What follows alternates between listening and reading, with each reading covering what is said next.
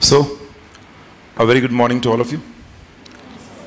Notes सबके पास है, अभी नोट्स यूज़ नहीं करने हैं, बट यस जो फर्स्ट चैप्टर के नोट्स अभी आपको दिए इसलिए दिए आज का पूरा डिस्कशन होने के बाद, जैसे मैंने कल भी कहा था, you just compare the first chapter with the ICSI study module, you'll get to know each and every concept of the first chapter. In fact, every chapter we'll be doing in the same way, has been covered in the notes, and most importantly, it is in question answer pattern. It is in question answer pattern because that is something which is my base and that has to be there. What the reason behind is very simple. In CRI, when you will be writing the paper, definitely case studies will be there. But most of the times when you study back at home in question answer pattern, your mind easily relates the concept when a question is asked with that particular answer which is written in the notes. And I specifically want you to stick to the same pattern in the way in which the notes are written. If you see, the module of ICSI contains paragraphs. It contains big paragraphs, case studies and all that. I have divided that into points. I have made up into points. जो हर chapter के and में questions दिए institute ने, उनको सारे questions को हमने include किया, प्लस उसके अलावा एक्स्ट्रा क्वेश्चंस जो उस चैप्टर में, मतलब चैप्टर के एंड में ICSI ने नहीं दिए, बट उस चैप्टर को पढ़ते वक्त उस चैप्टर के अंदर वो क्वेश्चंस फ्रेम हो सकते हैं, एग्जाम में आ सकते हैं, वो भी ऐड करके दिए। तो ऐसे कुल मिलाकर चैप्टर नंबर 1 में कुछ 48 क्वेश्चंस है। कितने? 48 क्वेश्चंस। लगता है बहुत वास्ट है 48 क्वेश्चंस, बट बहुत सिंपल है, बहुत ज़्यादा सिंपल है chapter number 1। In fact the entire corporate restructuring part, जब इंसॉल्वेंसी के ऊपर हम जाएंगे उसके ऊपर हम अलग से डिस्कशन करेंगे। बट मैं आपको बताऊँ जो चैप्टर का और हम कहेंगे सब्जेक्ट का नाम है ना CRI, उसमें मैं अक्सर स्टूडेंट्स को कहता हूँ CRI में जब हम कहते हैं CR, definitely you are aware, एक साइड है, I अलग साइड में। कॉर्पोरेट रीस्ट्रक्चरिंग के ऊपर हम पहले फोकस करते हैं। What is corporate restructuring? जैसे मैं जो भी लिख रहा हूँ स्क्रीन पर, मैं चाहूँगा अब आपकी नोटबुक में वहाँ पे ज़रूर लिखो, और ये नोट्स आपको फास्ट ट्रैक रिविजन के लिए हेल्प करेंगे। मतलब जो भी हम क्लास में डिस्कस कर रहे हैं वो आपको नोटबुक में क्यों लिखना है? Even though you have the classroom material, this will help you in the last minute revision.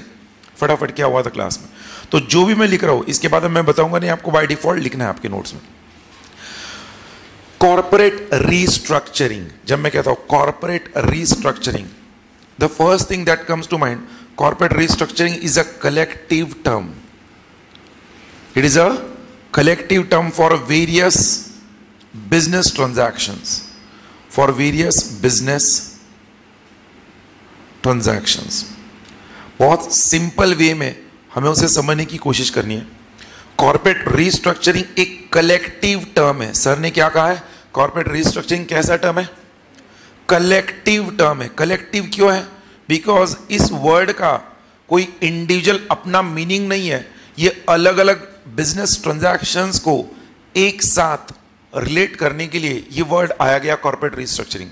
अगर मैं कहूं दोस्तों, एक कंपनी मर्जर कर सकती है, अमालगमेशन कर सकती है, एक्विजिशन कर सकती है, कॉम्प्रोमाइज कर सकती है, अरेंजमेंट कर सकती है, रिकंस्ट्रक्शन कर सकती है।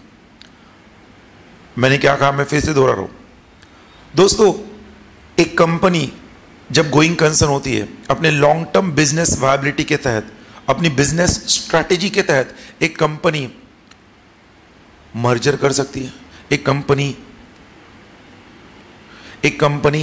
एक्विजिशन कर सकती है, वही कंपनी रिकंस्ट्रक्शन में जा सकती है, वही कंपनी अमालगमेशन में जा सकती है, कॉम्प्रोमाइज हो सकता है, अरेंजमेंट हो सकता है। ये टर्म्स अभी हमें पढ़ना है इस चैप्टर में।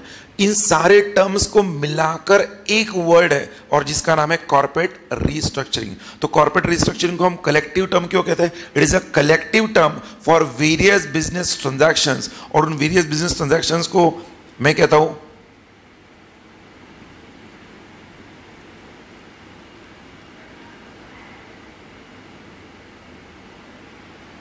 मां की car.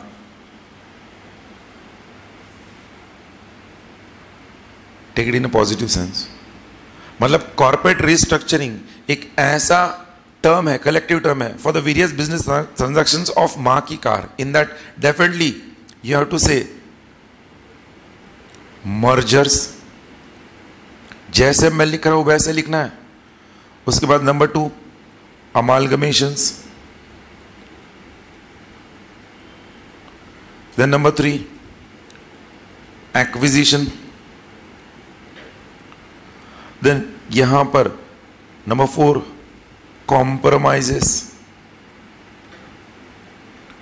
Number 5 arrangement, and number 6 बोलो reconstruction. I hope you are aware of this.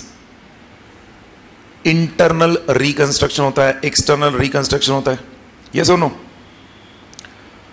Okay, तो सर जो सब्जेक्ट हम पढ़ने जा रहे हैं कॉर्पोरेट रिस्ट्रक्चरिंग, CRI नहीं कहूंगा मैं, अभी पहले सिर्फ CR पे फोकस कर रहा हूं, कॉर्पोरेट रिस्ट्रक्चरिंग. तो उस कॉर्पोरेट रिस्ट्रक्चरिंग को हम एक कलेक्टिव टर्म की तहत समझते हैं. उसका इंडिविजुअली अपना कोई मीनिंग नहीं है. और उस कॉर्पोरेट रिस्ट्रक्चरिंग में ये सारे मां की कार आते हैं. हर बार हम कहते हैं ना, आपने अक्सर इंटरप्रिटेशन ऑफ स्टैट्यूट्स अगर पढ़ा होगा, कोई भी वर्ड जब डिफाइन किया जाता है किसी भी एक्ट में, वो डेफिनेशन होने से repetition of the words is avoided. For example, security means shares, debentures, stocks, derivatives and financial instruments, underlying instruments. ये हर बार डिफाइन करने की जगह सिक्योरिटी. तो सेम वे हर बार merger, acquisition, amalgamation, compromise, arrangement, reconstruction, ये कहने की जगह क्या करना है? Corporate restructuring. ये उसका एक्चुअल इंटरप्रिटेशन है. सब लोग हैं मेरे साथ? देखो, ये फर्स्ट चैप्टर है, फर्स्ट चैप्टर की शुरुआत है, बेसिक है सब्जेक्ट की. और मैं अक्सर इस बात पर फोकस करता हूं हर सब्जेक्ट में कि किसी भी सब्जेक्ट का जो बुनियादी ढांचा होता है, बेस होता है, वो उसके फर्स्ट 2 चैप्टर्स होते हैं. और वो फर्स्ट 2 चैप्टर्स में आप चाहे थोड़ा उतना ज्यादा वक्त ले लो, but once you spend some more time on that first 2 chapters, remaining becomes very simple. And the same thing it happens. मैं अक्सर just to discuss this because some of you may feel why I am going so in detail. I have to go in detail. Reason being, अगले इस corporate restructuring में 13 chapters है. और इन 13 chapters में से पहले 2 चैप्टर्स को इतना डिटेल में पढ़ना है, उसमें भी स्पेसिफिकली फर्स्ट चैप्टर. अगर आपको फर्स्ट चैप्टर में जो अभी ये मैंने कंसेप्ट लिखे ना सारे, ये कंसेप्ट पर ही फर्स्ट चैप्टर है. चैप्टर फर्स्ट का नाम क्या है? Types of restructuring. Types of restructuring. तो ये जो मैंने सब नाम लिखे हैं वो टाइप्स ऑफ रिस्ट्रक्चरिंग है. मतलब ये सारे कंसेप्ट हमने पढ़ लिए, फर्स्ट चैप्टर हो गया. आई होप यू अंडरस्टैंड. डेफिनेटली इसके हम और डिटेल में जाएंगे. चलो ठीक है. तो कॉर्पोरेट रिस्ट्रक्चरिंग का वर्ड और मीनिंग तो समझ में आ गया. अब मुझे बोलो सब लोग, जस्ट गिव अ थॉट. जब कॉर्पोरेट रिस्ट्रक्चरिंग होता है, मर्जर होता है या अमालगमेशन होता है या एक्विजिशन होता है या कॉम्प्रोमाइज होता है, अरेंजमेंट होता है, रिकंस्ट्रक्शन होता है, तो उस एंटरप्राइज में, उस कॉर्पोरेट एंटिटी में कहां कहां पर बदलाव हो सकते हैं? कहां कहां पर बदलाव हो सकते हैं? मेरा सवाल यह है, changes due to corporate restructuring in the enterprise. लिखने से पहले एक बार मैं आपको पूछ रहा हूं, you have to tell me. ये मैंने टाइटल दे दिया, अब कोई लिखेगा नहीं जब तक मैं ना कहूं. You have to just in general go and share me. Yes, okay. कोई कुछ लिखना नहीं, सिर्फ मैं लिख रहा हूं, बाद में मैं क्या सही क्या गलत हो बताऊंगा. एक स्टूडेंट ने कहा changes due to corporate restructuring in the enterprise. एक होता है कैपिटल स्ट्रक्चर में चेंज होता है. कैपिटल स्ट्रक्चर, देखो मैं चेंज नहीं लिखूंगा बिकॉज ये सब चेंजेस को लेकर है. So changes in the capital structure. Okay, good. Capital structure अगर तुम कह रहे हो चेंजेस इन कैपिटल स्ट्रक्चर, तो मैं इसको थोड़ा और स्पेसिफिकली जाऊंगा. That is share capital. Capital structure includes equity, डेब्ट, बोथ. बट जब हम कैपिटल स्ट्रक्चर कहते हैं तो उसमें इक्विटी, कैपिटल, डेब्ट दोनों आता है. और शेयर कैपिटल में हम ज्यादातर इक्विटी की बात करेंगे. तो हम कहेंगे कैपिटल स्ट्रक्चर मतलब क्या? शेयर कैपिटल एंड डेब्ट. यस और no? Okay, okay. Change in the assets of the company. Okay, I just keep this point in mind. हाँ, यस, लो प्रॉफिटेबिलिटी बेटा, that is the reason behind corporate restructuring. What I am asking, corporate restructuring की वजह से changes कहां कहां पर आते हैं? जो तुम कह रहे हो low profitability, that is the reason behind corporate restructuring.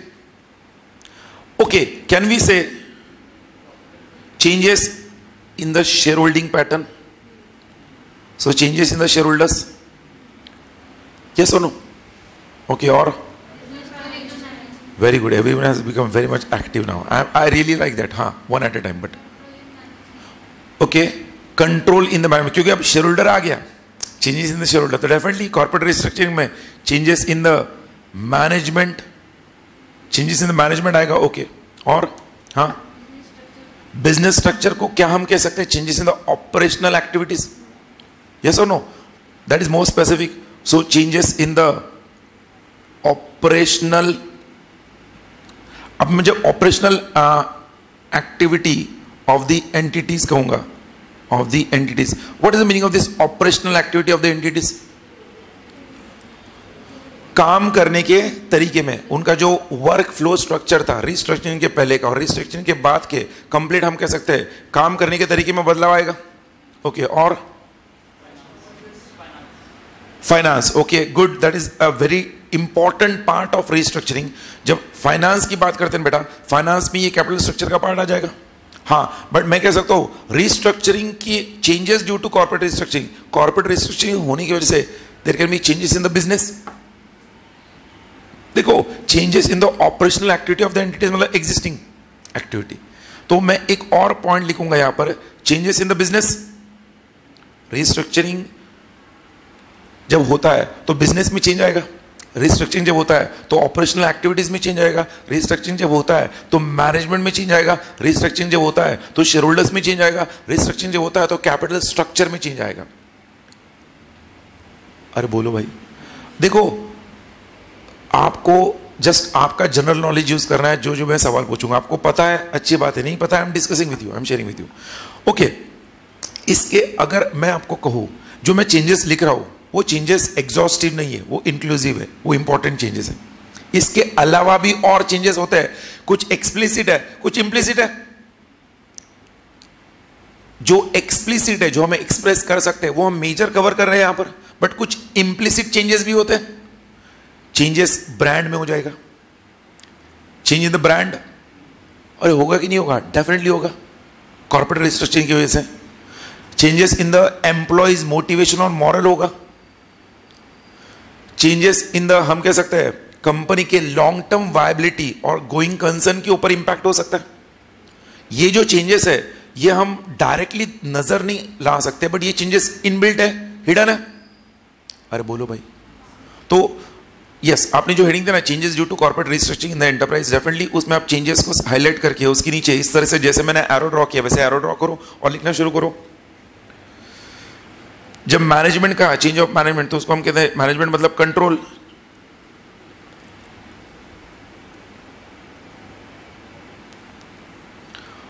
I hope जो चेंजेस होते हैं कॉर्पोरेट रिस्ट्रक्चरिंग की वजह से, ये मेजर चेंजेस लिखे हमने. These are not exhaustive, keep in mind. These are the major changes.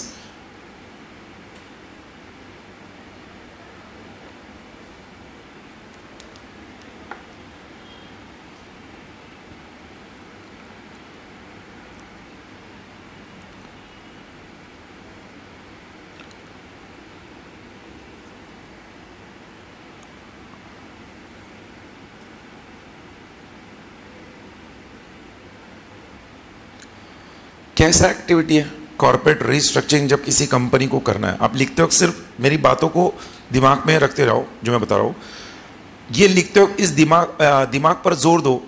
मेरा सवाल ये है कि कॉर्पोरेट रिस्ट्रक्चरिंग कोई भी कंपनी जब करती है, अमालगमेशन, कॉम्प्रोमाइजेस, अरेंजमेंट, रिकंस्ट्रक्शन, तो ये एक्टिविटी जो होता है रिस्ट्रक्चरिंग एक्टिविटी, ये एक रेगुलर कंटिन्यूअस एक्टिविटी है और it is a one time activity?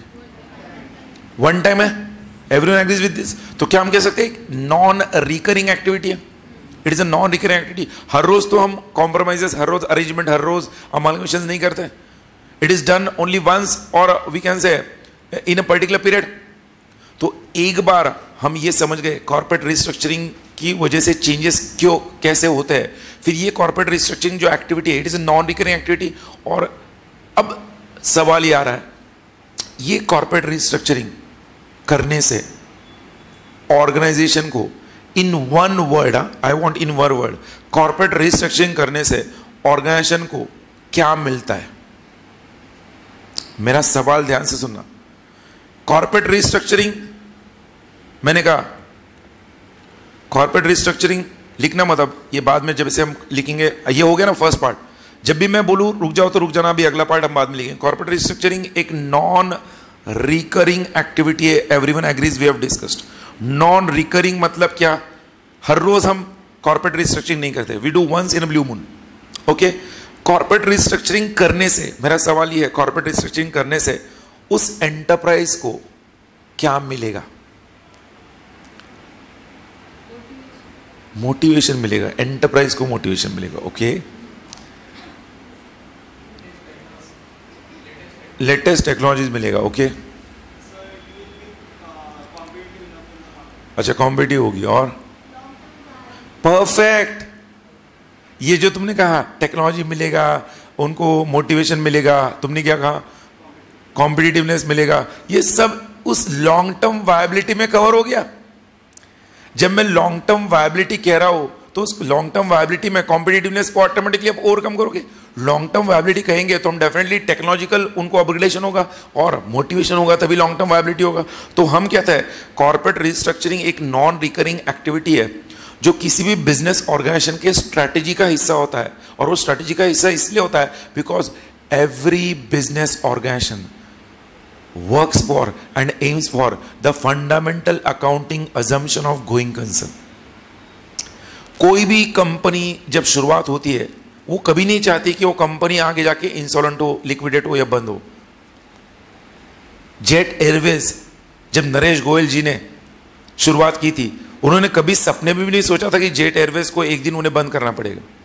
मतलब कहने का पर्पज ये है कि कोई भी बिजनेस एंटिटी गोइंग कंसर्न के लिए फॉर्म होता है तो डेफिनेटली इसका मतलब मेरे दिमाग में अब वो नए नए थॉट्स उसके स्ट्रक्चर में आ रहे हैं।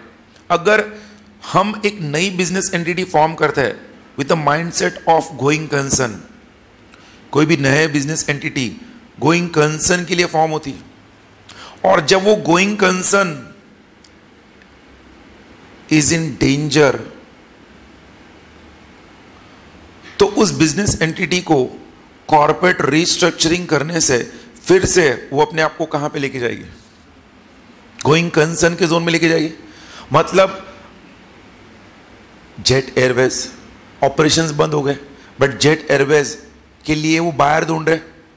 अगर जेट एयरवेज के लिए कोई दूसरी एयरलाइन कंपनी बाय करती है तो उनके पायलट्स, जेट एयरवेज के जितने एयरक्राफ्ट है वो सारे के सारे as it is again start होंगे, जिससे अगेन सबका गोइंग कंसर्न शुरू हो जाएगा। अरे बोलो भाई, मतलब हम कॉर्पोरेट रिस्ट्रक्चरिंग कब करते हैं? जब उस एंटरप्राइज का वायबिलिटी लॉन्ग टर्म वायबिलिटी खतरे में आता है, डेंजर में आता है, इसलिए हम कॉर्पोरेट रिस्ट्रक्चरिंग करते हैं। तो मैं वही बात को समझा रहा हूं यहां पे, वही बात कह रहा हूं कि corporate restructuring ensures long term business viability. मैं अगेन वो एक प्रोवर्ब आपके साथ शेयर करना चाहूंगा जो मैं अक्सर मानता हूं, ये सिर्फ कंपनीज को यूज नहीं करना है, ये हर इंडिविजुअल को, हर फर्म को, हर बिजनेस को, हर एंटरप्राइज को, एक पर्सन को भी अपने लाइफ के लिए इस्तेमाल करना चाहिए।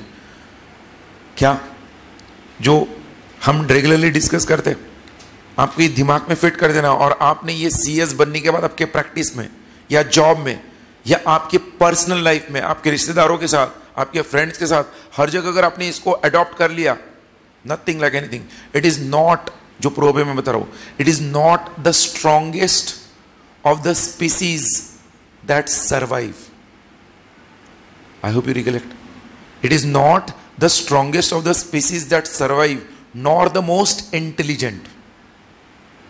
इस कॉम्पिटिटिव वर्ल्ड में आपको कॉम्पिटिटिव बने रहने के लिए बहुत ज्यादा स्ट्रांग और ताकतवर होने की जरूरत नहीं।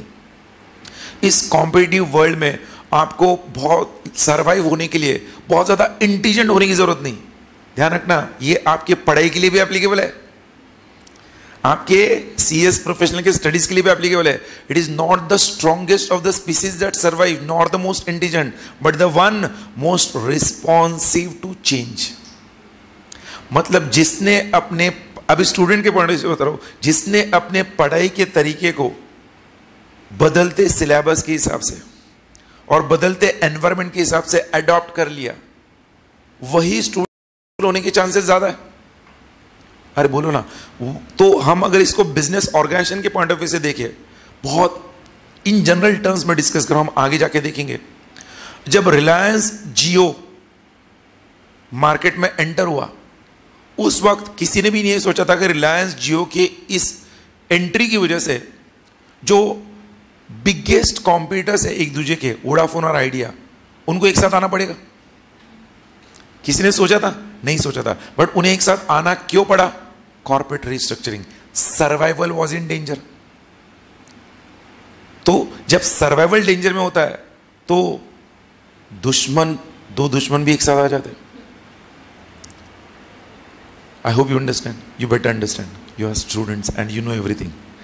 तो कहने का मतलब क्या है? सर्वाइवल एक ऐसी चीज है जो दो बड़े कॉम्पिटिटर्स को भी एक साथ लेके आती है, और वो सर्वाइवल की वजह से जो एक साथ आने का उनका जो प्रोसेस है, उस प्रोसेस को हम कॉर्पोरेट रिस्ट्रक्चरिंग कहते हैं, नथिंग एल्स। उसको हम कॉर्पोरेट रिस्ट्रक्चरिंग कहते हैं। तो corporate restructuring ensures long term business viability and it is a non recurring activity. Yes, you can just write it as I have discussed over there. I hope सब लोग हैं मेरे साथ, physically mentally both. Very important है। जब भी आपको ऐसा लगे कुछ तो हुआ है या कुछ हो रहा है, प्लीज डू टेल मी। कुछ करेंगे फिर।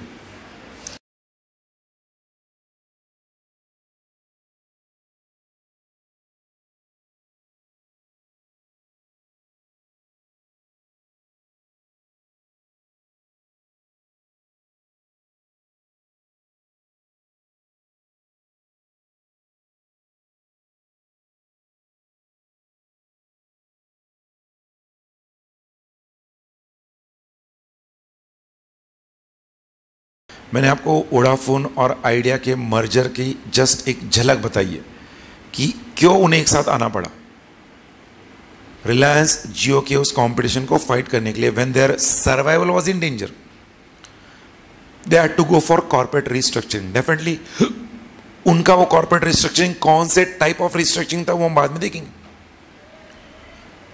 बढ़ू में आगे? ओके, चलो हमने देखा कॉर्पोरेट रिस्ट्रक्चरिंग का मीनिंग देख लिया, एक कलेक्टिव टर्म है वो समझ लिया। कॉर्पोरेट रिस्ट्रक्चरिंग हम क्यों करते हैं वो हमने देखा। कॉर्पोरेट रिस्ट्रक्चरिंग की वजह से क्या चेंजेस आते हैं वो हमने समझ लिया। अब मेरा सवाल यह है, कॉर्पोरेट रिस्ट्रक्चरिंग क्या किसी कंपनी के मैनेजमेंट अलग है, शेयर होल्डर्स अलग है, तो क्या किसी कंपनी के शेयर होल्डर्स कॉर्पोरेट रिस्ट्रक्चरिंग के लिए फोर्स कर सकते? मेरा सवाल यह है, क्या शेयर होल्डर्स कॉर्पोरेट रिस्ट्रक्चरिंग के लिए फोर्स कर सकते? जब मैं शेयर होल्डर्स कहता हूं तो डेफिनेटली ध्यान रखना, इसमें स्टेक होल्डर्स आप समझ लो। क्या स्टेक होल्डर्स मतलब उसमें फिर क्रेडिटर्स भी आ गए, एवरीवन आ गया। तो मेरा सवाल ये, क्या creditors, share holders, in short stake holders, क्या कॉर्पोरेट रिस्ट्रक्चरिंग के लिए फोर्स कर सकते? कब करेंगे वो फोर्स? चलो ठीक है, आप अगर बोल रहे हो यस कर सकते, अगर आप बोल रहे हो यस कर सकते हो तो कब करेंगे? पहले कर सकते कि नहीं? पहले कर सकते कि नहीं? शेयर होल्डर्स और क्रेडिटर्स इस तरह से जो भी है वो एक कंपनी के शेयर होल्डर्स और उस कंपनी के क्रेडिटर्स उस कंपनी को कॉर्पोरेट रिस्ट्रक्चरिंग कराने के लिए फोर्स कर सकते हैं क्या? पहला सवाल। Don't be in confuse state of mind, the answer is yes, they can do it. Share holders are the owners of company, creditors are the lenders, definitely they can do it. Okay, अच्छा वो कब करेंगे? Company continuous losses में। Okay, इससे ज्यादा आगे बढ़ के थोड़ा सा और इन डिटेल में मैं कहूं, जब उन्हें लगे कि उनकी इन्वेस्टमेंट लॉसेस में, उनको इन्वेस्टमेंट लॉसेस में उनके रिटर्न्स नहीं मिल रहे। अब मैं तुमको इससे एग्जांपल बता रहा हूं। GTL, global tele limited, it's a listed company on stock exchange.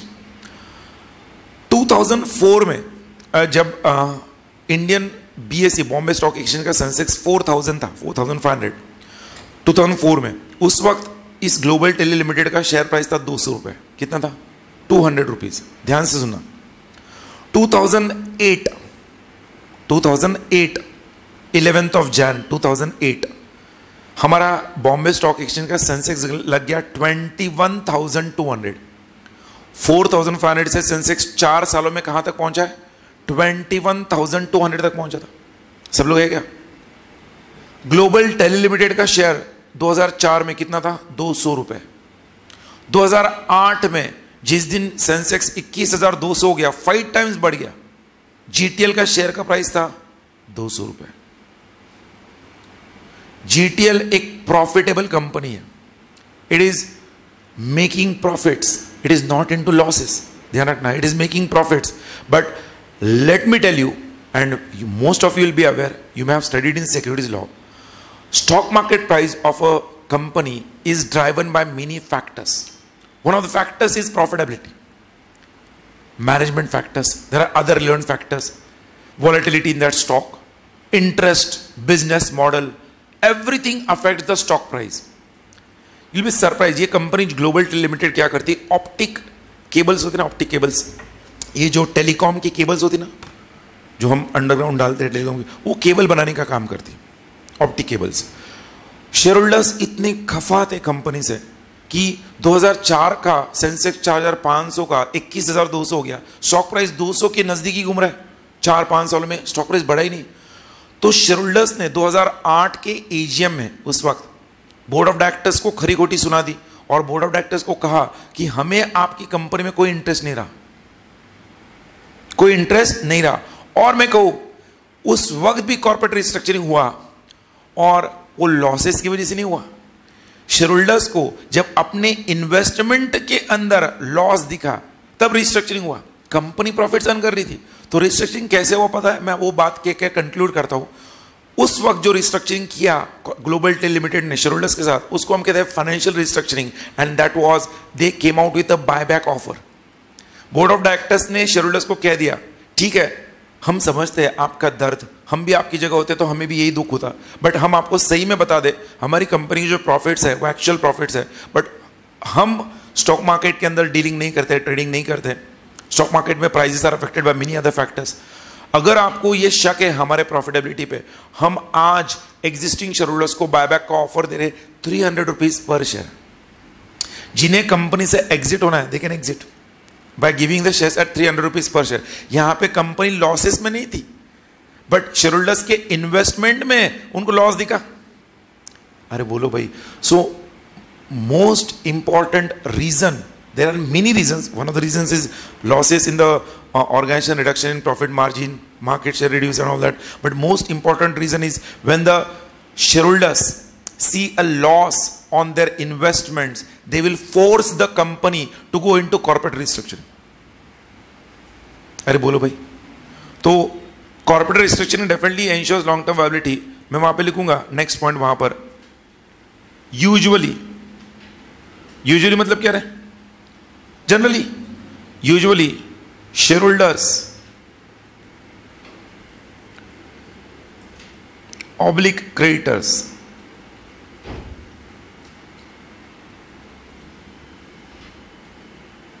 force CR when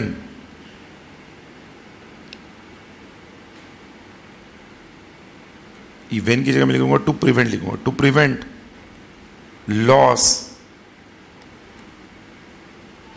in their investments. अरे भाई, जब आदमी की मुद्दली खतरे में आ जाती है तो आदमी छटपटाएगा ही। जब मैं आदमी कहता हूं तो take it in the right sense ना, इन जनरल मैं बता रहा हूं ऐसा। I hope it is clear.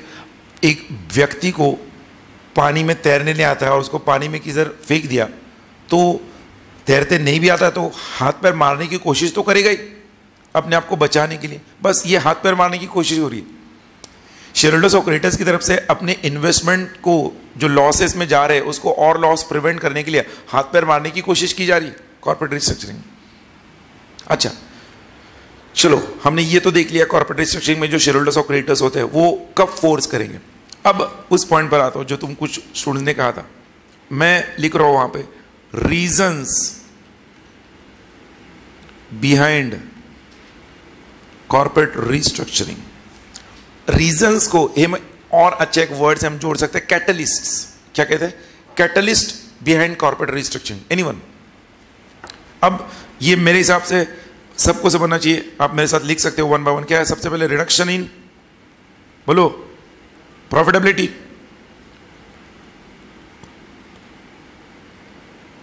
B में मैं लिखूंगा रिडक्शन इन मार्केट शेयर। अरे बोलो। सी में decline in brand value.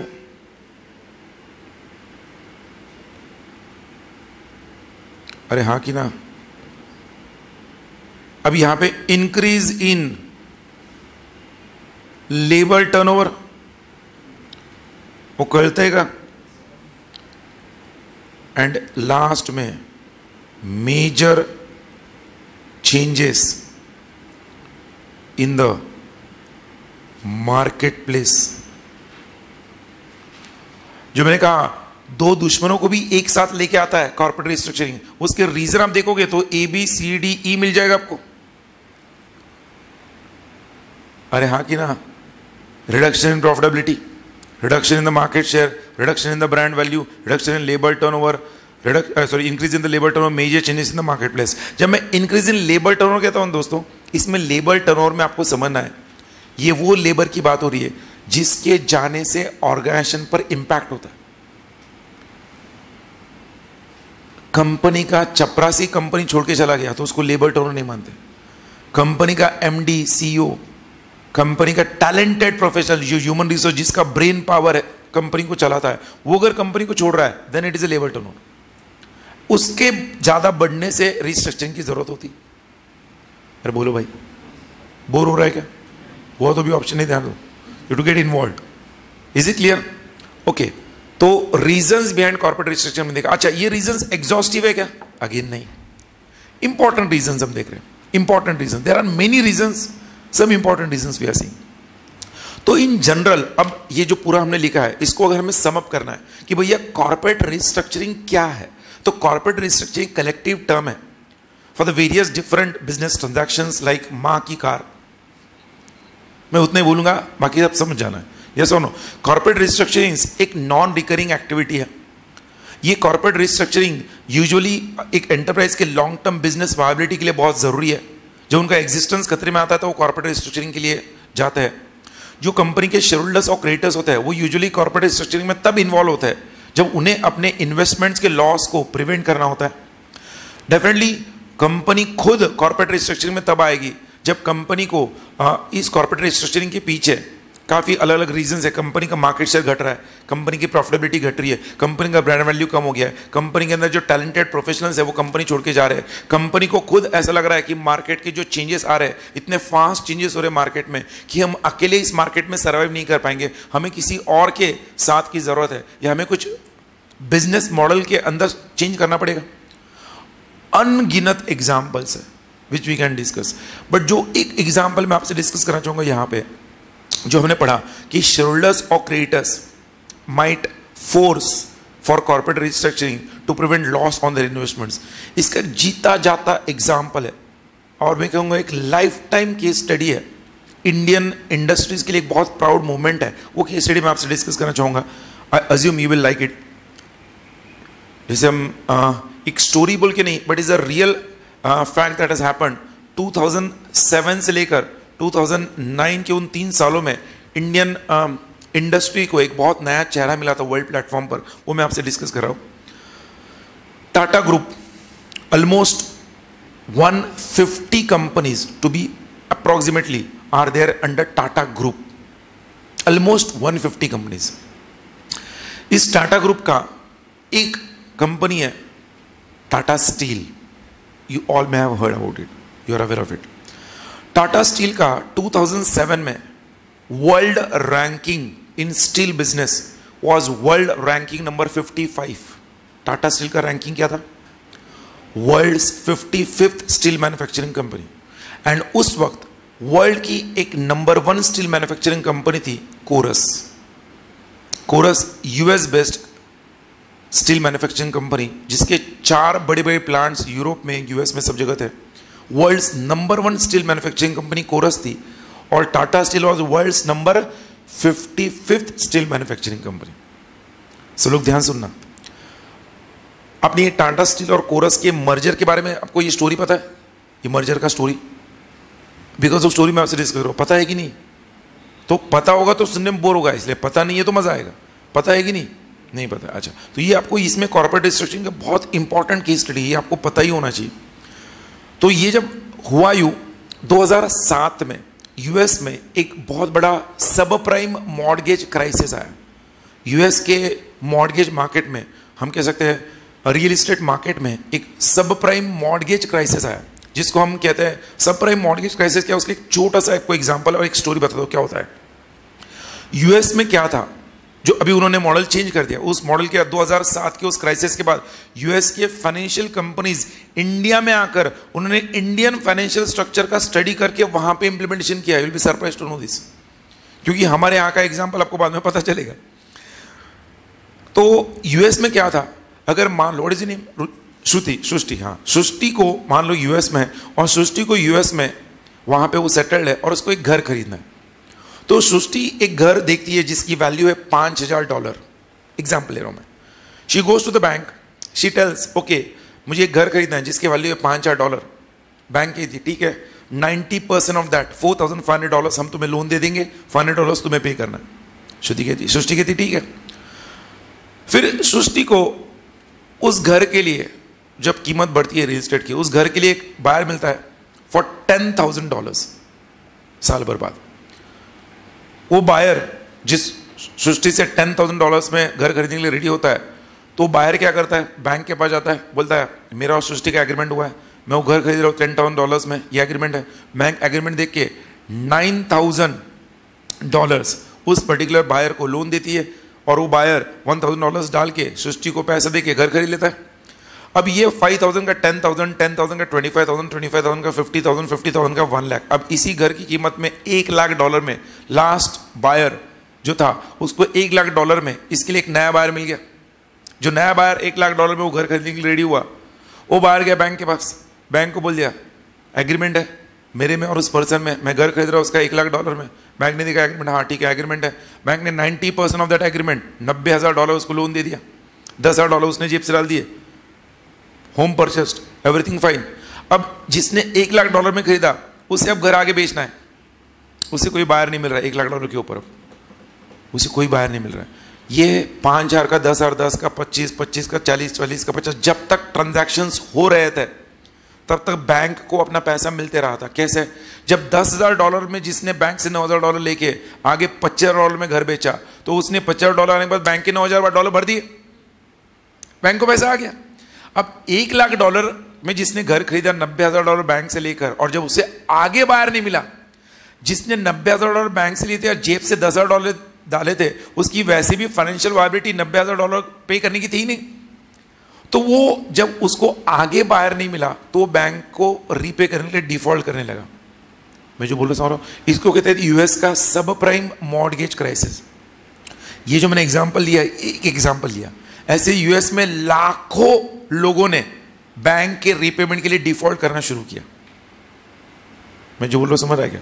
US की बड़ी बड़ी बैंक्स उस वक्त मार्केट से उड़ गई। मैरिल लिंच कहते हुए एक आपने सुना होगा, फाइनेंशियल मार्केट में काफी अग्रेसर एक इंस्टीट्यूशन थी, वो भी उस 2007-8 के मॉर्गेज क्राइसिस में मार्केट से उड़ गई।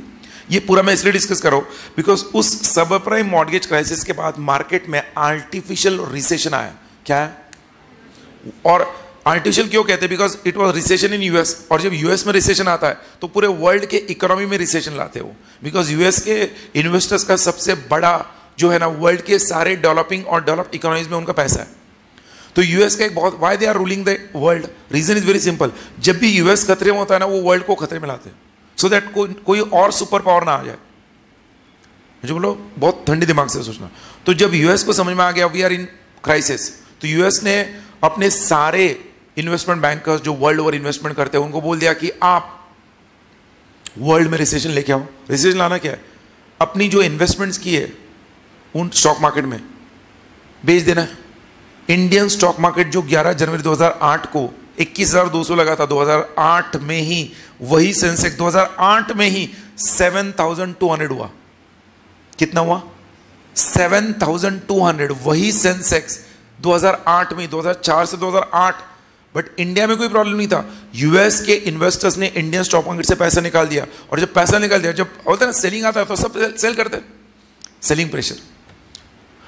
अब उस पूरे दौरान जब रिसेशन आ गया तो वर्ल्ड में हर कमोडिटी के दाम नीचे आने लगे। एवरी सिंगल कमोडिटी, फिर वो कॉपर हो, स्टील हो, ब्रॉन्ज हो, एल्यूमिनियम हो, आपका वुड हो, every single commodity in the world, उसके दाम रिसेशन में जमीन पर गिरने लगे।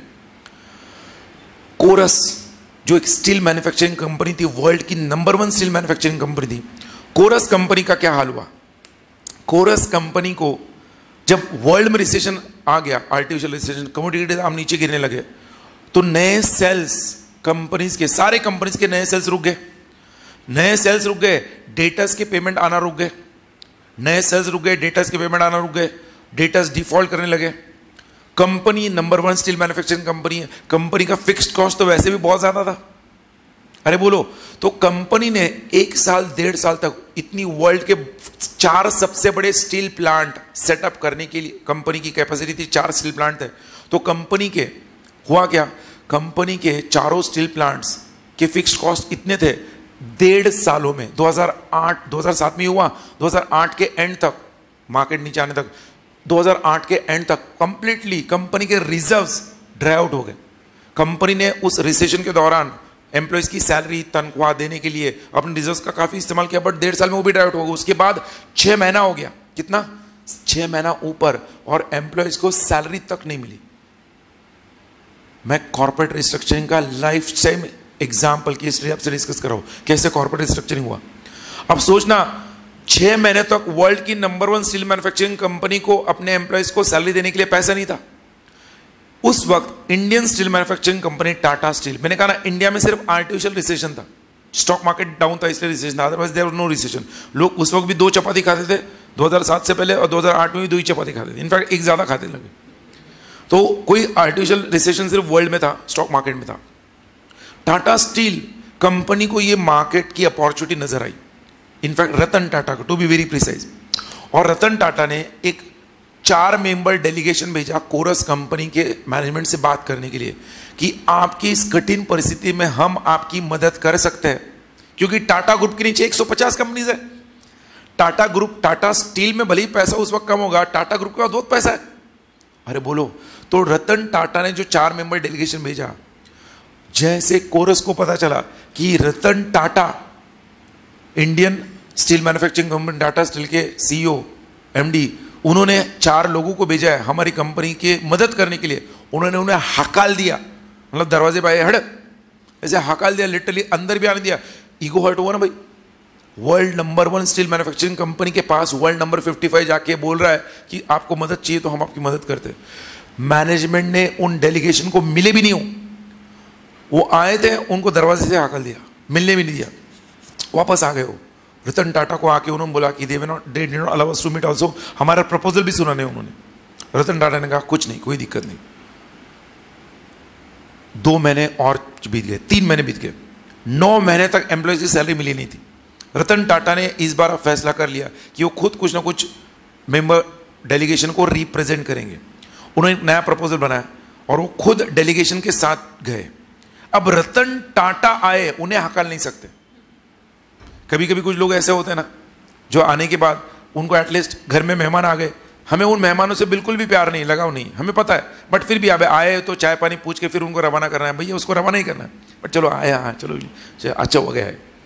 बस उस माइंडसेट से उन्होंने रतन टाटा के डेलीगेशन को आने के बाद, चलो वापस आया, रतन टाटा खुद आए, 2 मिनट मिल लेते हैं इनसे। रतन टाटा को मिलने के लिए पैनल बैठा, member board of directors of Corus, इधर रतन टाटा के साथ उनके और 4 मेंबर बॉडी। रतन टाटा ने सब कुछ उनको प्रपोजल बताया।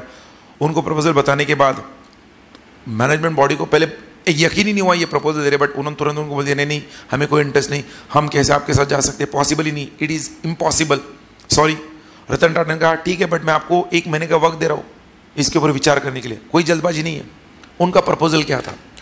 रतन टाटा ने उनको कहा था मैं आपकी कंपनी के एग्जिस्टिंग सब पूरे फाइनेंशियल स्ट्रक्चर को समझ चुका हूँ, आपके कंपनी में पिछले 9 महीनों से जो एम्प्लॉयज़ की सैलरी नहीं मिली है, आज अगर कोरस और टाटा एक होते हैं, आपके कंपनी के जो एग्जिस्टिंग 4 स्टील प्लांट है वो वैसे ही बने रहेंगे, सारे एम्प्लॉयज को पिछले 9 महीनों की जो भी सैलरी है वो पहले डे 1 पर मिलेगी, अगले 6 महीने की सैलरी इन एडवांस मिलेगी, plus 25% salary in hike to every employee, number 1। Number 2, company का मार्केट प्राइस स्टॉक का उस वक्त चलता $100 फॉर एग्जांपल एक शेयर, अगर एक शेयर की कीमत $100 है तो आपके एग्जिस्टिंग सारे शेयर होल्डर्स को हम 12 टाइम्स, कितना बोलो, 12 times of the market price हम उनको पैसे देंगे टू बाय देयर शेयर्स, मतलब $1200 पर शेयर, शेयर होल्डर्स को $100 जब शेयर की कीमत है, $1200 पर शेयर हम शेयर होल्डर को पैसे देंगे टू एक्वायर देयर शेयर्स इस डील के लिए। आपके पूरे चारों के चारों स्टील प्लांट ऑपरेशनल रहेंगे, एक भी एम्प्लॉय को काम से निकाला नहीं जाएगा इस रिस्ट्रक्चरिंग में, सिर्फ कोरस नाम के आगे टाटा लगेगा, टाटा कोरस लगेगा, rest everything will be as it is, no change at all. इतना सुनने के बावजूद भी बोर्ड ऑफ डायरेक्टर्स ने उनको हकाल दिया, उनको बोल दिया नहीं सॉरी हमें कोई इंटरेस्ट नहीं है, हमारा अभी से ना ले लो। अगेन वही ईगो हर्ट हो गया, चले गए रतन टाटा, जितना बोल के उनके हाथ में जो था उन्होंने कर दिया, उन्होंने वक्त दिया था 1 महीने का, ध्यान सुनना, कुछ नहीं किया बोर्ड ऑफ डायरेक्टर्स ने। शेयर होल्डर्स ने फोर्सिबली 1 महीना खत्म होने के 2 दिन पहले extra ordinary general meeting call की शेयर होल्डर्स ने। जब ये प्रपोजल आया है, इस तरह से मार्केट में न्यूज आई, यूएस मीडिया सब जगह कि कोरस कंपनी को टाटा स्टील ने ऐसे ऑफर दिया, शेयर होल्डर्स ने फोर्स किया तो मैनेजमेंट को to go for that acquisition deal, जिसमें उनका आपको कोई नुकसान नहीं, हमें कोई नुकसान नहीं, कंपनी को कोई नुकसान नहीं, कंपनी का एज इट सब कुछ चल रहा है, एक भी एम्प्लॉय को काम से निकालना चाहिए, इससे और ज्यादा क्या चाहिए आपको? और शेयर होल्डर्स को दिख रहा था $1200, $100 के पीछे $1200, बिकॉज उस वक्त अमेरिकन लोगों की सबसे बड़ी प्रॉब्लम थी financial crunch, they were not having cash, और जब उन्हें दिख रहा है कि एक शेयर के पीछे 12 टाइम्स पैसा मिल रहा है, वो तो पागलों की तरह उस डील की क्लोज करने के पीछे लगे हुए थे। ये हुआ, अब आगे की न्यूज सबसे इंपॉर्टेंट, ये तो अभी झलक थी, ये सब हो गया, ये होने के बाद डील हो गई, टाटा स्टील कोरस मर्जर हो गया। ऐसे मर्जर को हम टाइप्स ऑफ रिस्ट्रक्चरिंग में आगे देखेंगे, इसको हम कहते हैं रिवर्स मर्जर। क्या कहते हैं? देखो यूजुअली रिवर्स मर्जर इसलिए कहते हैं, ओके आ जाएगा। तो इस पूरे डील के बाद अब अगली स्टोरी, जे अब मुझे बोलो वर्ल्ड नंबर 55 ने वर्ल्ड नंबर 1 को एक्वायर किया, इसको हम क्या कहते हैं? मैंने कहा रिवर्स मर्जर, रिस्ट्रक्चरिंग की भाषा में। बिकॉज यूजुअली मर्जर के अंदर जो 2 तरीके होते हैं, इसमें 2 कंपनी एक साथ आकर एक नई कंपनी फॉर्म करते हैं, या फिर एक बड़ी कंपनी एक छोटी कंपनी को हम कहते हैं सेम लाइन ऑफ एंटरप्राइज को हम क्या कहते हैं? एक्वायर करती है, मर्जर एंड एक्विजिशन। अब हुआ यूं, जब टाटा स्टील का stock price, I remember before that merger was something trading to 1300 rupees पर शेयर, 1300 रुपये पर शेयर था। इस मर्जर के बाद स्टॉक प्राइस बढ़ना चाहिए था कि नहीं बढ़ना चाहिए? अरे यस और नो? स्टॉक प्राइस पत्तों की तरह नीचे आने लगा, क्रैश होने लगा stock price, and with in 6 months Tata steel का स्टॉक प्राइस हो गया 110 रुपये। कितना? 110 रुपीज। क्यों? वर्ल्ड के बड़े बड़े इन्वेस्टमेंट एनालिस्ट ने, बिजनेस एनालिस्ट ने इस मर्जर को राइट ऑफ कर दिया था। उन्होंने ये कह दिया था, भविष्यवाणी कर दी थी कि टाटा स्टील कोरस को जो डील हुआ है उसके तहत कभी एक्वायर नहीं कर पाएगी, और इसकी वजह से टाटा स्टील खुद डूब जाएगी। मैं जो बोल रहा हूं समझ रहा है क्या? और इस वजह से टाटा स्टील के दाम पत्तों की तरह नीचे आने लगे थे। मतलब इंपैक्ट देखो, उल्टा इंपैक्ट, कैसे मार्केट में अलग बहुत उल्टा इंपैक्ट। और सिर्फ टाटा स्टील नहीं, टाटा ग्रुप की सारी कंपनीज के स्टॉक नीचे आने लगे, बिकॉज इतना बड़ा पैसा देना है तो टाटा ग्रुप के बाकी कंपनीज के भी पैसे जाएंगे, तो वही कंपनीज के दाम नीचे आने लगे। रतन टाटा को इंडियन मीडिया ने विलन बना दिया था उस वक्त। मैं आपको बता रहा हूँ पूरी story in detail, in depth में आपको बता रहा हूँ। रतन टाटा के बारे में मीडिया में इतनी नेगेटिव खबर छापने लगे, तब तक रतन टाटा ने कुछ नहीं कहा उनके बारे में, जब तक कहा, पर जब उनके कंपनीज के बारे में निगेटिव आने लगा, कंपनी के स्टॉक पत्तों की तरह नीचे गिरने लगे, तो रतन टाटा को फोर्सिबली एक प्रेस कॉन्फ्रेंस बुलानी पड़ी। प्रेस कॉन्फ्रेंस बुलाई, प्रेस कॉन्फ्रेंस में रतन टाटा ने अपनी बात उनके सामने रखी, अपनी बातें उनके सामने रखी। रतन टाटा की बातें सुनने के बाद उन्हीं मीडिया ने next day, Ratan Tata is a true leader, is a true visionary, he has got a complete different thought process.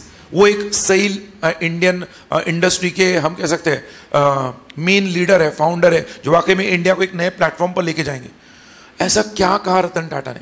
Ratan Tata ने प्रेस कॉन्फ्रेंस में मीडिया वालों को, स्टॉक एक मार्केट में ट्रेडिंग करने वाले ट्रेडर्स, ब्रोकर, सबको कहा, आप सिर्फ ये देख रहे हो कि मैंने उनको कितना पैसा दिया, क्योंकि सब लोग खफा इसलिए थे कि 12 times of that stock price, 6 months of salary advance, 9 month salary जो पेंडिंग था वो एक दिन पर, इतना सब कुछ देने की जरूरत क्या थी? और ये सब लोगों का कहना क्या था, ये रतन टाटा का पैसा नहीं था, ये टाटा ग्रुप के शेयर होल्डर्स का पैसा था, और ये वो उन्होंने उन पर लुटा दिया, इसलिए उनको विलन बना दिया था।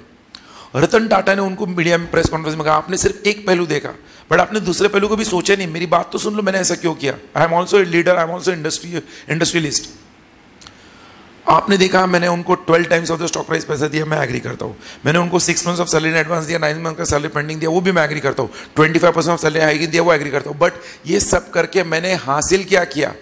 Late me tell you all, एक स्टील प्लांट अगर नया सेटअप करना है, क्या कर रहा हूं मैं, एक नया स्टील प्लांट सेटअप करना है तो 15 साल सेटअप करने के लिए लगते। कितने? एक स्टील प्लांट को सेटअप करने के लिए 15 साल लगते हैं। ब्रेक इवन होने के लिए 20 साल लगते। सेटअप हो गया, प्रोडक्शन स्टार्ट हो गया, मतलब प्रोडक्शन स्टार्ट होने के लिए 15 साल, उसके बाद ब्रेक इवन होने के लिए 20 साल। इसलिए तो स्टील कंपनी रोज नहीं खुलती है, कोचिंग क्लासेस रोज खुल जाएंगे, स्टील कंपनी रोज नहीं खुलेगी। एक स्टील प्लांट को सेटअप करने के लिए 15 साल, ब्रेक इवन होने के लिए 20 साल, और इसलिए इस मार्केट में entry barriers are very more. Tremendous money is required for a steel plant. 35-40 साल के बाद वो स्टील प्लांट प्रॉफिट मेकिंग बनता है, तब तक वो सिर्फ ब्रेक इवन होते रहता है। और रतन टाटा ने ये बात उनके सामने रखी। उन्होंने कहा, आप देख ही नहीं रहे हो, मैंने इतना जो पैसा दिया उसमें डे 1 पर टाटा स्टील जो नंबर 55 थी, नंबर 1 बन गई। 4 स्टील प्लांट टाटा स्टील को आज नंबर 1 बनाना है। अगर मुझे बनाने के लिए कोशिश 4 नए स्टील प्लांट सेटअप भी करने हैं तो 35-40 साल बाद मैं नंबर 1 बनूंगा। आज डे 1 पर मैं नंबर 1 बन गया, और डे 1 पर नंबर 1 बन गया, बनकर अगले 40 सालों में मैं जो इन चारों स्टील प्लांट कोरस से जो प्रॉफिट अर्न करने वाला हूं, जितना मैंने पैसे दिया उससे 1000 गुना ज्यादा मैं अर्न करने वाला हूं। और ये हकीकत थी ना, it's a fact, because recession can not be for life time. अरे यस और नो?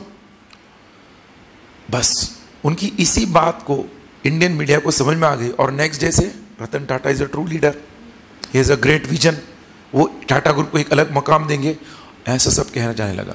अब ये मैंने जो डिस्कस किया इसमें, इस पूरे डिस्कशन में कॉर्पोरेट रिस्ट्रक्चरिंग में आपको रिवर्स मर्जर कंसेप्ट बता दिया, आपको ये बता दिया रिवर्स मर्जर में शेयरहोल्डर्स ने अपने इन्वेस्टमेंट्स के लॉस को प्रिवेंट करने के लिए, शेयरहोल्डर्स क्रिएटर्स ने कैसे कंपनी को फोर्स किया to enter into corporate restructuring. अरे बोलो भाई, क्योंकि जो हमने थियोरेटिकली समझा था वो प्रैक्टिकली समझ लिया। 1 मिनट दे रहा हूं, जो कुछ भी हमने लिखा है उसको लेकर आपको जो क्लासरूम नोट्स दिए उसके पेज नंबर 1 पर 8 पॉइंट दिए। कितने पॉइंट दिए? 8 point. So request you all, please go through that 8 points with our classroom note, just overlook. कोई डाउट है कहीं पर तो मुझे बोलो, ये क्लास में ही होना चाहिए। Anywhere you have any doubt tell me. ये हमारा पूरा कॉर्पोरेट रिस्ट्रक्चरिंग का समरी हो गया। क्या ये सब्जेक्ट है आपको समझ में आ गया? मैं अभी तक सिर्फ सब्जेक्ट डिस्कस किया हूं, चैप्टर नंबर 1 अभी तक स्टार्ट नहीं हुआ है दोस्तों। चैप्टर नंबर 1 की झलक मैंने दिखाई है, कुछ तुम देख रहे होंगे, आला ये क्या है? चैप्टर 1 की झलक दिखाई मैंने अभी तक आपको। मर्जर क्या है, अमालगमेशन क्या है, एक्विजिशन क्या है, स्लम सेल क्या है, कुछ भी बताया नहीं अभी तक।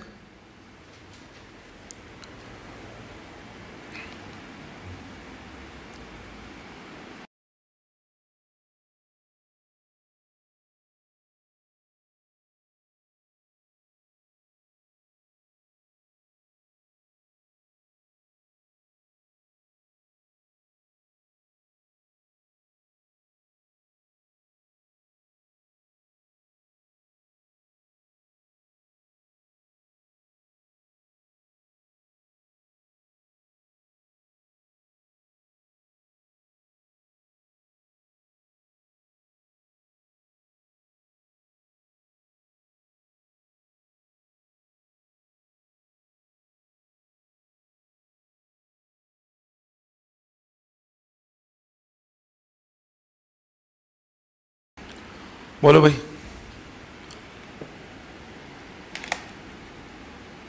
स्क्रीन दिख रहा है सबको?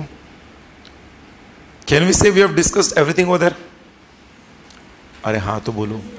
बट अब जो हमने वहां पे थियोरेटिकली नोट्स में दिया है वही आपने जो लिखा है वो करने के लिए हार्डली 1 मिनट। बट उसके एंड में आप बोलो मत आपको वहां पे लिखना है, आपके नोट्स में ही कहीं पर भी। In fact I say in the notebook only, case study Tata steel Corus acquisition and merger and acquisition, वो लिखना ना, merger and acquisition case Tata steel coarse.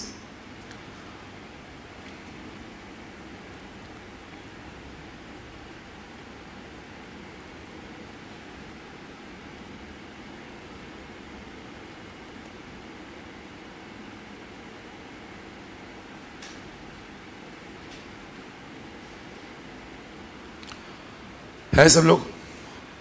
बढ़ू में आगे।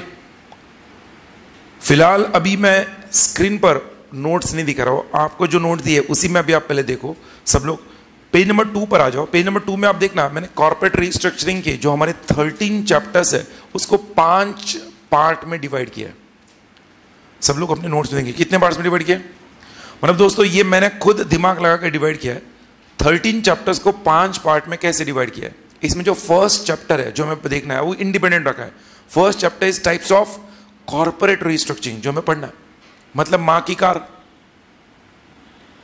ऐसे मत देखो मेरे पास, आई होप यू अंडरस्टैंड। तो ये हमने पढ़ लिया, चैप्टर नंबर 1 हो गया। चैप्टर 1 कब हो जाएगा? मां की कार पढ़ लिया, चैप्टर 1 हो गया। चैप्टर नंबर 2 मतलब पार्ट 2 में जो दिया ना आप देखना, उसमें पार्ट 2 के अंदर मैंने 3 और 3 6 और 1 7 चैप्टर्स किस में है? ऑलमोस्ट 7 पॉइंट्स पार्ट 2 में है ना। अरे बोलो भाई। मतलब अब ये 7 चैप्टर्स जो है उसमें पार्ट 2 के अंदर फर्स्ट चैप्टर देखना क्या दिया। एक बार टाइप्स ऑफ कॉर्पोरेट रिस्ट्रक्चरिंग देख लिया, उसके बाद दिया एक्विजिशन ऑफ अ कंपनी और अ बिजनेस। उसके बाद शुरू होता है प्लानिंग एंड स्ट्रेटेजी। दिख रहा है क्या? देखो सीक्वेंस। अब उसके बाद process of merger and acquisition transactions. अब जिस कंपनी को एक्वायर करना है या अमालगेशन मर्जर करना है उसका डॉक्यूमेंटेशन, अगला चैप्टर। नोट्स में फोकस करो, मेरे पास मत देखो। फिर उसके बाद उस कंपनी का डॉक्यूमेंटेशन करने के बाद उसका valuation of business and assets of corporate restructuring. फिर उसका अकाउंटिंग ट्रीटमेंट क्या होगा, ये अकाउंट्स में पढ़ा ना अपने, internal external restructure. Accounting treatment क्या देना है? Amalgamating company, amalgamated company, transfer company, transferring company, अरे यस और नो। उसके बाद आगे उसका taxation impact and stamp duty aspects of corporate restructuring. अरे भाई जब एक्वायर कर रहे हैं तो यहां पर डेफिनेटली एक कंपनी दूसरे को एक्वायर कर उसको कैपिटल गेन हो सकता है। स्लम सेल वगैरह सुना है कि नहीं आपने? इनकम टैक्स में पढ़ा होगा ना, स्लम सेल वगैरह। तो उसका taxes and stamp duty impact क्या होगा, ये पॉइंट 2 में मतलब पार्ट 2 के अंदर ये सारे चैप्टर्स कवर है जिसमें कॉर्पोरेट रिस्ट्रक्चरिंग हो जाता है। अब ये जो कॉर्पोरेट रिस्ट्रक्चरिंग हम कर रहे हैं पार्ट नंबर 3 में देखो क्या दिया। कॉर्पोरेट रिस्ट्रक्चरिंग को आपने एग्जीक्यूटिव लेवल में पढ़ा होगा। हम मॉड्यूल 3 में जो मल्टी डिसिप्लिनरी केस स्टडीज हम डिस्कस करेंगे, मैं आपसे डिस्कस करूंगा, उसमें competition act again we are going to discuss. तो पॉइंट 3 में ये अप्रूवल से सारे, मतलब जो भी कॉर्पोरेट रिस्ट्रक्चरिंग आप कर रहे हो, हमने एग्जीक्यूटिव में अपने कॉम्पिटिशन एक्ट में इनफैक्ट मैंने पढ़ा है, जिन्होंने मुझसे पढ़ा है एंड जिन्होंने भी एग्जीक्यूटिव क्लियर किया ये में भी अवेयर। कॉम्पिटिशन एक्ट में एक टर्म था कॉम्बिनेशन। कॉम्बिनेशन में एक था एक पर्टिकुलर असेट्स और टर्नओवर के ऊपर लिमिट जाता है तो उस कॉम्बिनेशन को सीसीआई का अप्रूवल लेना पड़ता। तो अगर आप देखोगे पार्ट 3 में ये जो हम कॉर्पोरेट रिस्ट्रक्चरिंग कर रहे हैं, फिर वो कोई भी कर रहे हैं, मां की कार, मर्जर कर रहे हैं, अमालगमेशन कर रहे हैं, एक्विजिशन कर रहे हैं, कॉम्प्रोमाइज कर रहे हैं, अरेंजमेंट कर रहे हैं, रिकंस्ट्रक्शन कर रहे हैं। Compromises, arrangement and reconstruction companies act में एक चैप्टर है जहां पे एनसीएलटी का अप्रूवल लगता है। अरे पता है कि नहीं? मतलब अगर कॉम्पिटिशन एक्ट का अप्रूवल है, एनसीएलटी का अप्रूवल है और भी अगर लिस्टेड एंटिटी है तो सेबी का अप्रूवल होगा। तो पार्ट 3 में सीआर में हमें देखना क्या है, कॉम्पिटिशन एक्ट के तहत क्या अप्रूवल है, फिर regulatory approvals of the scheme and appearance of NCLT और एनसीएलटी। समझ रहा है कि नहीं? 13 चैप्टर्स को डिवाइड किया इसमें। और फिर पार्ट 4 में देखो ये क्या है, फास्ट ट्रैक मर्जर्स, एक अलग पार्ट। फास्ट ट्रैक मर्जर का एक प्रोसेस गवर्नमेंट ने लाया हुआ है। फिर फास्ट ट्रैक मर्जर के बाद आगे दिया cross border merger. Cross border merger दो, आई होप यू अंडरस्टैंड, दो एंटिटीज जो इंडिया और इंडिया के बाहर के, उनके केस में अलग इंपैक्ट होगा बिकॉज दो देशों के नियमों का पालन कर रहे हैं उधर। इस तरह से वो 13 चैप्टर्स डिवाइडेड। ये अगर आप समझ गए ना तो आपको 50 मार्क का जो कॉर्पोरेट रिस्ट्रक्चरिंग है उसका इंपॉर्टेंस तुरंत समझ में आ जाएगा। मैंने दिया ही ऐसे, दिया ही ऐसे है। मतलब मैं अगर आपकी जगह स्टूडेंट हूं ना, मैं आज डे 1 पर आपको बोल रहा हूं, मैं फर्स्ट चैप्टर करना ही करना है, पार्ट 3, 4 एंड 5 करना ही करना है, 1, 3, 4, 5 50 मार्क के अंदर। और जो पॉइंट 2 में 7 चैप्टर्स है उसका अंडरस्टैंडिंग अच्छे से करा के लेना है। केस स्टडीज पॉइंट 2 में आएंगे, पॉइंट 2 को लेकर केस स्टडीज आएंगे, जहां पर भी स्ट्रेट फॉरवर्ड क्वेश्चंस आने हैं वो 1, 3, 4, 5 में आएंगे। अरे भाई मैं जो बोल रहा हूं समझ रहा है कि नहीं? That is in depth analysis of that particular part. सिर्फ एक चैप्टर नहीं पढ़ना है, एंटायर 13 चैप्टर्स का जब तक हम बर्ड्स आई व्यू नहीं करते, नहीं समझते उनका एक दूसरे पर कैसे रिपरकशन होगा, इंपैक्ट होगा, it will be unfair enough to study chapter individually. और आपको भी समझ में आएगा धीरे धीरे करके एंड में कि yes what I was saying was correct. Anyways, लंबी सांस लो, छोड़नी भी है सांस, फिर से लो। नहीं सही में करके देखो, आप स्टूडेंट मजाक करके लग रहा है, कुछ स्टूडेंट ऐसे बैठे, सही में लो एक सांस, इधर थोड़ी देर के लिए स्टोर करेंगे सांस लेके, एक 10 सेकंड के लिए स्टोर करने का और फिर रिलीज कर देने का आगे।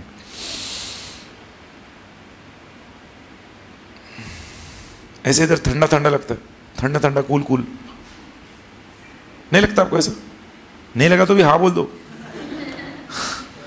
आप अगर उस सांस पर आपके कॉन्सेंट्रेट करोगे तो डेफिनेटली लगेगा। It is nothing but meditation, part of meditation. भाई अगर 1.25 घंटे के लेक्चर में नॉन स्टॉप में बोलूंगा, मूवी में भी कभी कभी नींद आ जाती, तो बीच बीच में मेडिटेशन बहुत जरूरी है, जो आपके माइंड को काम करते रहे, ऑल इज वेल बोलते रहे, पटरी पर लाते रहे। We have discussed that entire corporate restructuring term, the reason, the changes that are due to restructuring, the case study, who forced corporate restructuring. अब जो फर्स्ट चैप्टर है उसको लेके हम थोड़ा सा उसका डिस्कशन पहले बेसिक का कर लेते हैं फर्स्ट चैप्टर का। और जब ये फर्स्ट चैप्टर का भी डिस्कशन स्टार्ट करेंगे ना, आपकी नोट्स में देखना उधर पेज नंबर 3 पर जो मैंने 13 चैप्टर्स है जो हमें पढ़ने, उन 13 चैप्टर्स समरी दी है। जैसे हम आईसीएसए के मॉडल से देखते हैं, but again that is everything given in structured way, everything is given in structured way. आप आईसीएसए का मॉडल देखना और फिर ये अपना समरी देखना, अब बोलोगे यार उसमें तो पैराग्राफ ही पैराग्राफ दिख रहा है, कहां शुरू होता है कहां खत्म होता है समझते नहीं। पैराग्राफ यहां से स्टार्ट हो यहां खत्म हो, खत्म। Everything I have covered that in points. जब ये तब पॉसिबल है जब एक एक वर्ड पढ़ा हो और उसको हाईलाइट करके उसको मार्क करके पॉइंट्स में कन्वर्ट किया हो। बट एनीवेज, अब ध्यान रखना, ये हम अभी सिर्फ फर्स्ट चैप्टर के बारे में वहां पे समरी में देखेंगे। फर्स्ट चैप्टर का जो नाम दिया टाइप्स ऑफ कॉर्पोरेट रीस्ट्रक्चरिंग, उस फर्स्ट चैप्टर में हम क्या क्या देखने वाले हैं, तो जिसमें हम सबसे पहले कंसेप्ट ऑफ कॉर्पोरेट रीस्ट्रक्चरिंग, जो आपको चैप्टर के टाइटल से समरी में समझ में आ गया, और अलग अलग रीस्ट्रक्चरिंग के टाइप्स देखने वाले। अब उसमें देखना पॉइंट नंबर 2 जो दिया है, व्हाई अ कंपनी और व्हाई रीस्ट्रक्चरिंग इज डन। उसमें आप देखना मेरे साथ, जस्ट इन जनरल सब लोग मेरे साथ लाउडली पढ़ेंगे। फर्स्ट पॉइंट ABCDEF 5-6 पॉइंट है ना, मेरे साथ पढ़ना स्टार्ट करो। क्या लिखा है first point? A particular segment of the business will start to fail, the company shall reallocate the resources. What is the meaning of that? A particular segment of the business will start to fail. और जो मैं example दूंगा ना, वो आपको example उधर लिख लेना है बाद में। यस, बट इसका मतलब क्या हुआ, इसको एग्जाम्पल के फॉर्म में डिस्कस करते तो ज्यादा अच्छा लगेगा। आपको पता है रिलायंस के पेट्रोल पंप अभी चलते हैं, एक जमाने में सिर्फ इंस्टॉल हुए थे और बंद हो गए थे। Do you know that? आपको नहीं पता है। आज से लगभग 14 साल पहले 2007 में रिलायंस के पेट्रोल पंप आ चुके, 6-7 में 2006-7 में रिलायंस के पेट्रोल पंप आ चुके। बट रिलायंस के पेट्रोल पंप 2006-7 में जब आए, उस वक्त इंडियन पेट्रोलियम इंडस्ट्री में पेट्रोल डीरेगुलेटेड नहीं था। पेट्रोल और डीजल इन सब पर गवर्नमेंट का सब्सिडी था। रिलायंस एक प्राइवेट एंटिटी है, whereas HPCL, BPCL, Indian oil ये गवर्नमेंट की पब्लिक सेक्टर अंडरटेकिंग्स है। तो ये सब्सिडाइज्ड रेट में पेट्रोल और डीजल बेचती थी, जिसमें गवर्नमेंट इनको सब्सिडी देती थी। रिलायंस को ये पॉसिबल नहीं था, और रिलायंस का पेट्रोल का दाम अगर 80 रुपए है तो HPCL BPCL पर दाम था 60-65 रुपीज, तो कौन खरीदेगा रिलायंस का पेट्रोल? तो रिलायंस ने पेट्रोलियम बिजनेस में, पेट्रोलियम तो स्टार्ट कर दिए थे बट बिजनेस बंद हो गया था उनका। ये हकीकत बता रहा हूं मैं। जो पेट्रोल और डीजल डीरेगुलेट हुआ ना, उसमें सबसे बड़ा हाथ रिलायंस का ही है, ये भी आपको समझना है। 2006-07 से उनकी कोशिश हुई थी, जो फाइनली 2016-17 में जाके, 15-16 में जाके वो उनकी कोशिश फुलफिल हुई मोदी गवर्नमेंट आने के बाद। आई होप यू अंडरस्टैंड। एंड उन्होंने डीजल तो डेफिनेटली ये कांग्रेस गवर्नमेंट के वक्त डीरेगुलेट हुआ था, पेट्रोल मोदी गवर्नमेंट आने के बाद डीरेगुलेट किया गया। नाउ रिलायंस के पेट्रोल पंप पर लोग पेट्रोल भरना चाहते हैं रादर देन HPCL BPCL। ये भी पता है कि ना आपको? उनके पेट्रोल में प्योरिटी ज्यादा है, डीजल में प्योरिटी ज्यादा है as compare to government companies. Government company के पेट्रोल और डीजल में इम्प्योरिटी ज्यादा है। गाड़ी की लाइफ, माइलेज ये ज्यादा। शेल कंपनी एक है, शेल सुना होगा आपने नाम, SR, शेल, रिलायंस, इन कंपनीज के जो प्राइवेट एंटिटीज है ना, अरे भाई आप प्राइवेट बैंक में अकाउंट ओपन करोगे, पब्लिक बैंक में अकाउंट ओपन करोगे, कहां पे अकाउंट आपका ज्यादा एक्टिवली मॉनिटर होगा और अच्छे से होगा? प्राइवेट। सेम ही पेट्रोल पंप्स को लेकर हुआ है। बट 2006 में पेट्रोल पंप जो खुले थे, जब रिलायंस को पता चला उनका ये बिजनेस मॉडल उस वक्त काम नहीं करेगा, फेल हो जाएगा, तो what they have done, a particular segment, मेरे साथ पढ़ो, a particular segment of the business will start to fail, company shall reallocate the resources. कंपनी ने अपने इमोशंस को अपने बिजनेस पर हावी नहीं दिया, वो पक्के बिजनेसमैन है। रिलायंस के पेट्रोल पंप बंद हो गए, पूरे इंडिया में खबर थी, बट रिलायंस को कोई फर्क नहीं पड़ा उससे, बिकॉज उन्हें पता था एक नदी नहीं फिर से शुरू होंगे और लोगों की भीड़ होगी। उन्होंने अपने रिसोर्सेस को जो उन्होंने पेट्रोलियम बिजनेस के लिए रखे थे वो रीलोकेट कर दिया फॉर द टाइमिंग।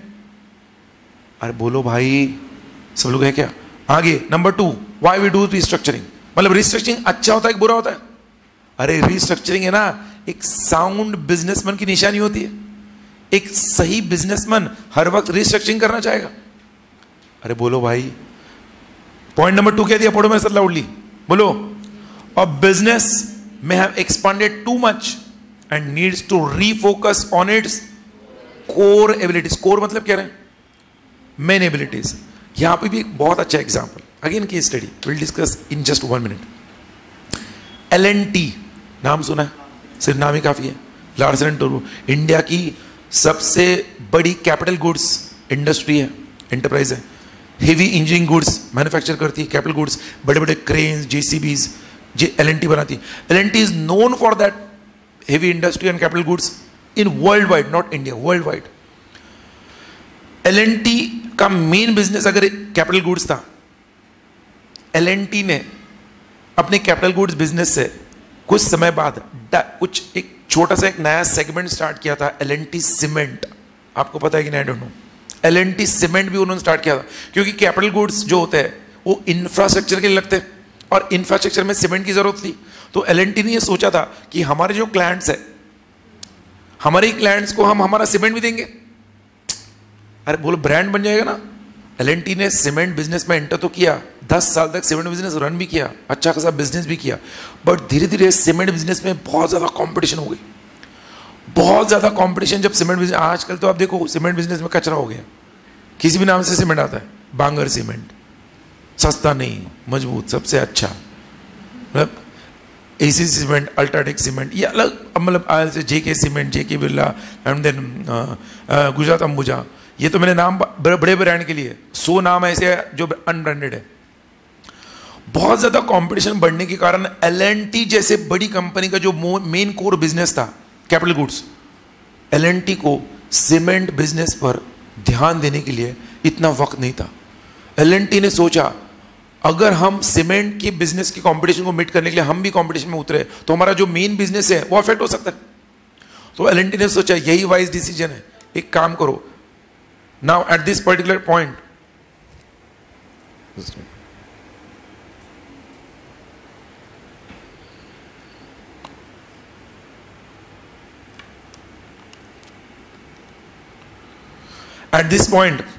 अगर हमारा L&T सीमेंट का बिजनेस पर ध्यान इतना नहीं जा सकता है, हमें हमारे मेन बिजनेस पर अगर फोकस करना है, let us divest L&T cement, let us do a business sale of L&T cement, and L&T cement was sold to Birla Super Cement। Birla group, Aditya Birla की जो कंपनी है Birla super cement, Birla super, उसको उन्होंने L&T cement को खरीदा because L&T cement का कोई ना कोई मार्केट शेयर था। वो मार्केट शेयर डे वन पर किसके पास आ गया? Birla super cement. अब बिरला सुपर सीमेंट की एक अलग स्टोरी में बाद में उसके ऊपर आऊंगा। बिरला सुपर सीमेंट ने आगे जाके अपना नाम बदल दिया और कह दिया अल्ट्राटेक सीमेंट। अब वो क्या नाम से बेचा था? UltraTech cement. वो एक अलग स्टोरी हम आगे जाके आगे आने वाले चैप्टर्स में पढ़ने वाले। बट एनीवेज, सेकेंड रीजन क्या हुआ? बिजनेस का बहुत ज्यादा एक्सपांशन हो चुका है, तो बिजनेस को अपने मेन कोर एबिलिटीज में फोकस करना है, इसलिए वो रिस्ट्रक्चरिंग करते हैं। अरे हाँ कि ना? थर्ड क्या दिया है? पढ़ो मेरे साथ।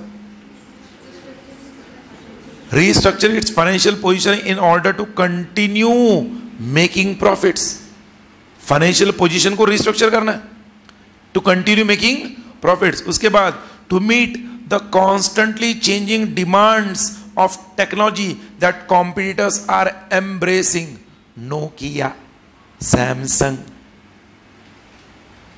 अरे बोलो भाई, अब हम कह सकते हैं Samsung is doing that for क्या? Oppo and Vivo. बराबर ना? ओप्पो ही ना, ओप्पो क्या? अप्पो क्या? ओप्पो क्या? मैं वो यूज नहीं करता हूँ मोबाइल चाइनीज कंपनी से। ओप्पो एंड वीवो, यस और नो? बट पब्लिक है, उनको जो अच्छा मिलता है, कम पैसे में मिलता है, फीचर्स अच्छे, सब विल बी सरप्राइज्ड।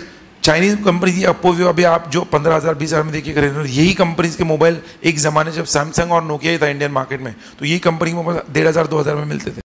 सेम, मतलब I also was surprised at that time when I 2003 की बात करूँ, मैंने become CA, मैंने शायद एग्जांपल दिया। मैं जब मोबाइल खरीदने गया था मार्केट में, तो उस वक्त Nokia was the world's leading mobile company, और मुझे नोकिया और सैमसंग का ऑप्शन था। मैंने कहा अरे सैमसंग मुझे उस वक्त चाइनीज कंपनी लगी थी, मैंने कहा नहीं सैमसंग नहीं, नोकिया ले लिया। नोकिया लिया मैंने, और मैंने 2003 में नोकिया लिया, और मैंने ही 2006 में 7 में नोकिया देकर सैमसंग लिया, क्योंकि सैमसंग ने 2004 के बाद इतना अग्रेसिवली टेक्नोलॉजिकल चेंज लाया कि नोकिया उस चेंज को अडॉप्ट ही नहीं कर पाया। नोकिया ने अपने आप को रिस्ट्रक्चर किया ही नहीं। नोकिया अगर उसी वक्त रिस्ट्रक्चर करता ना, तो नोकिया को आज 2011 में अपने आप को माइक्रोसॉफ्ट को बेचना नहीं पड़ता। नोकिया को फोर्सिबली अपने आप बिजनेस माइक्रोसॉफ्ट को बेचना पड़ा। तो रिस्ट्रक्चर में to meet the constantly changing demands of technology that competitors are embracing. आगे, to survive a currently adverse economic क्या वेदर। ये तो भाई बहुत जबरदस्त तरीके से हम डिस्कस करते हैं। एडवर्स मतलब नेगेटिव, इकोनॉमिक वेदर, वेदर जो एनवायरमेंट चल रहा है, क्लाइमेट, जो मैंने आपको 2007-8 के रिसेशन की बात की थी। देखो, जब रिसेशन यूएस में आया था, मैंने कहा वर्ल्ड वाइड आर्टिफिशियल रिसेशन आया था। इन्फोसिस और टीसीएस जो आईटी सेक्टर कंपनीज है, वो सबसे ज्यादा यूएस पर डिपेंडेंट अपने बिजनेस के लिए, उनका बहुत ज्यादा इंपैक्ट हो रहा था। सारे आईटी कंपनीज के ऊपर वर्ल्ड वाइड इंपैक्ट हुआ था उनके बिजनेस पर 2007-8 में।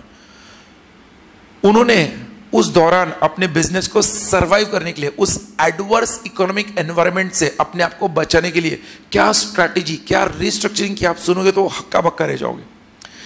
इन्फोसिस जैसे कंपनी ने उस एडवर्स इकोनॉमिक वेदर में अपने आप को सरवाइव करने के लिए अपने सारे कॉस्ट कटिंग मेजर्स इंप्लीमेंट कर दिए।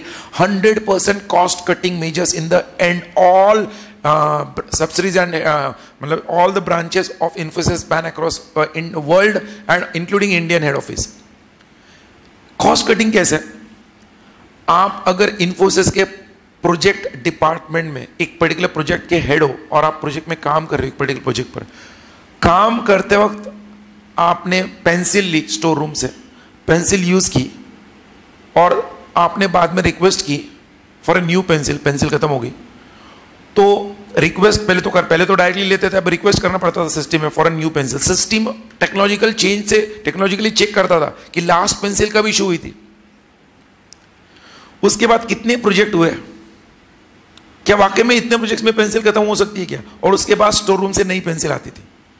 आप गवर्नमेंट डिपार्टमेंट में जाओ, पेंसिल, शार्पनर, स्टेपलर, बुक्स उनके गवर्नमेंट ऑफिसर्स के बच्चों के पास होते घर में।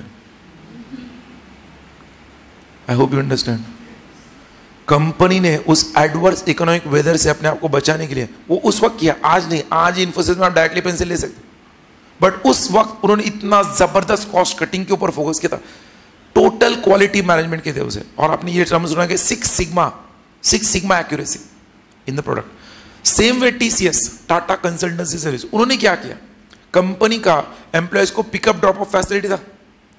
एम्प्लॉयज को कह दिया इस इकोनॉमिक एडवर्स एनवायरनमेंट में हमें अगर आपको हमें सर्वाइव करना है तो हम पिकअप ड्रॉप ऑफ फैसिलिटी बंद कर रहे हैं जब तक एनवायरनमेंट एडवर्स है। एम्प्लॉयज को पूल करने के लिए कहा गया, तुम जिस एरिया में रहते हो उस एरिया में नजदीक और कितने 6-7 एम्प्लॉयज है, उन सबको एक एम्प्लॉय की कार में आकर, मतलब कार के अंदर एम्प्लॉय कंपनी में आना है। कंपनी ने पिकअप ड्रॉप बंद कर दिया, वहां पे कॉस्ट कम कर दिया। अरे बोलो, it is nothing but restructuring भाई। रिस्ट्रक्चरिंग दैट वाज इंटरनल, अपने आप था ना वो। अरे बोलो, बोर हो रहा है क्या? समझ रहे हैं सबको?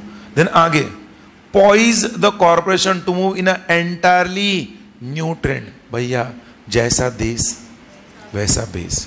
और इसका मैं एक एग्जांपल तुमको देता हूं, यू अंडरस्टैंड। ये जो रिस्ट्रक्चरिंग करती है ना, वो कंपनी को आप सुनोगे तो आप बोलोगे यार क्या है। हिंदुस्तान यूनिलीवर लिमिटेड नाम सुना है? जैसे हिंदुस्तान यूनिलीवर लिमिटेड कहते हैं ना, कुछ देशभक्त लोग होते हैं, इंडियन कंपनी, यस हम इंडियन प्रोडक्ट्स, स्वदेशी। Hindustan Unilever limited it is not a Indian company, it is a UK based company. Company का एक्चुअल नाम है Unilever limited, it is only Unilever limited.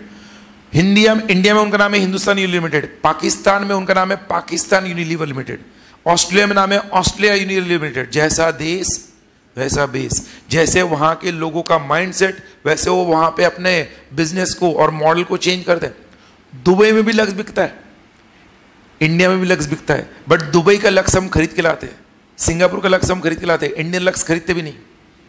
क्यों? दुबई का लक्स 10 गुना महंगा है बट फिर भी खरीदते हैं, क्योंकि अगर इंडियन लक्स उन्होंने दुबई में बेचा तो वो कंपनी बंद हो जाएगी। दुबई में लक्स प्रोडक्ट एक ही है, नाम एक ही है, बट उसका क्वालिटी पैरामीटर्स। इंडिया में लक्स अब सिर्फ 10 रुपए में, तो 10 रुपए के हिसाब से मिलता है। और वही लक्स जब आप दुबई में दिराम में खरीदते हो 150 रुपए में, हाँ हम बोलते देखो ये क्वालिटी देखो और वो क्वालिटी देखो, भाई 150 रुपए 15 गुना फर्क है, तो क्वालिटी में तो फर्क हो, नाम भले ही को Lux. Poise the corporation to move in an entirely new trend, जैसा ट्रेंड होगा वैसे उनको करना पड़ता है। दे कांट हैव रिस्ट्रक्चरिंग है भैया, ये प्रोडक्ट रिस्ट्रक्चरिंग है। I hope you understand. These are again I'll say some of the important reasons of restructuring, not all. आपको समझना है इसमें कहीं पर भी कोई भी डिस्कशन एग्जॉस्टिव नहीं है, इंक्लूसिव है। अरे सब लोग है क्या? तो we have discussed that 6 reasons. I give you 30 seconds. कोई डाउट है उन 6 reasons में तो बोलो मुझे।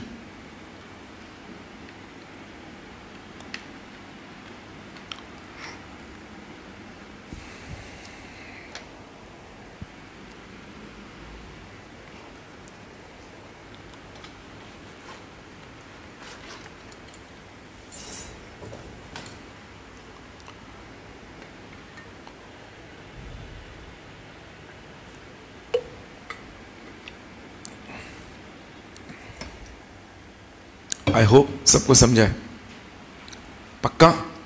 और आपने इन ब्रीफ वहाँ पे जब मेंशन किया है, जैसे मैंने आपको कहा Reliance petrol pumps, L&T cement, ये जस्ट नॉलेज के लिए, ये एग्जाम में आपको लिखने की जरूरत नहीं, ध्यान रखना। बट हम क्या होता है जब हमारा ये पेपर केस स्टडी बेस्ड है, तो हम ज़्यादा से ज़्यादा जब केस स्टडी डिस्कस करेंगे दोस्तों, आप पेपर में लिखते हो, मैं आपको दिल से बोलो, आप मेरे को याद करो सर आपने बोला था वो सर वैसे उसके रिलेटेड केस स्टडी ऐसा होता ही है।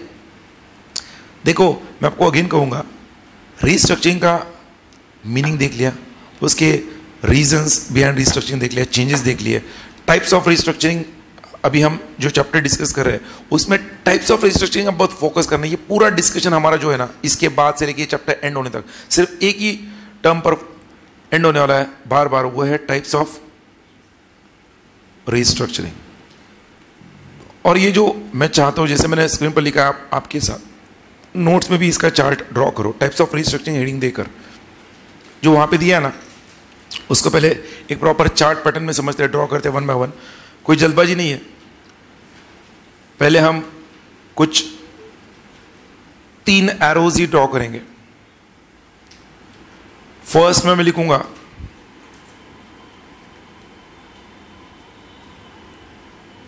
मर्जर्स ऑब्लिक अमालगमेशन,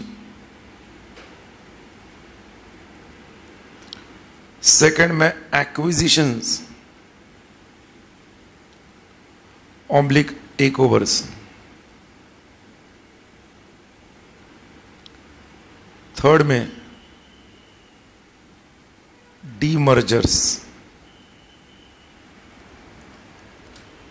मैं इन तीनों टर्म्स पर पहले ज्यादा फोकस करना चाहता हूं, फिर इन्हीं के इंसिडेंटल एंसिलरी टर्म्स अलग अलग आएंगे।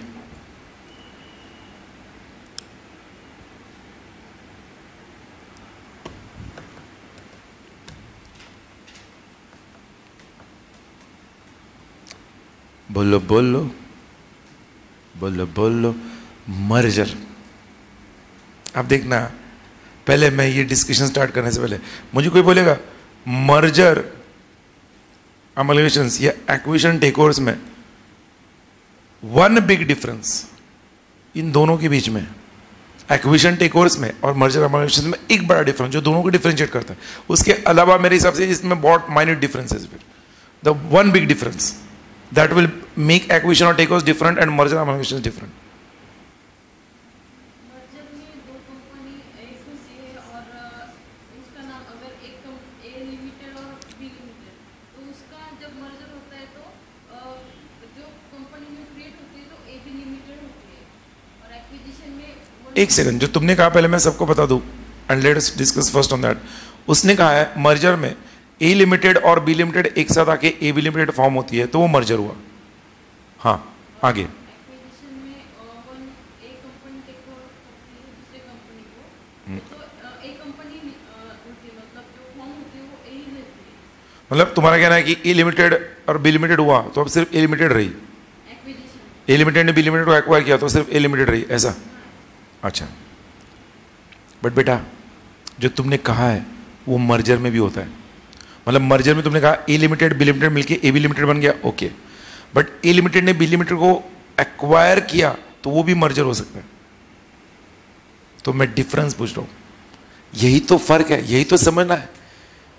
अगर ये समझ आ गया ना, चैप्टर और सब्जेक्ट पूरा आसान है। क्या होता है, terms look similar, they are defined in a similar way, but there is a difference, this is a slender difference and that difference has to be always noted in your mind. ये अगर आपको समझा ना difference, तो आप कभी गलती नहीं करोगे, केस स्टडी में कभी गलती नहीं करोगे। आप वहां पे लिख क्या होगे कि ये एक्विजिशन है, आप लिख क्या होगे ये मर्जर है या अमलगेशन है या टेक ओवर है। इनफैक्ट मैंने मर्जर्स ऑब्लिक अमलगेशन लिखा है, एक्विजिशन ऑब्लिक टेक ओवर लिखा, बिकॉज उनमें भी इंटरनल डिफरेंस है। Okay, anyone else wants to try? हाँ,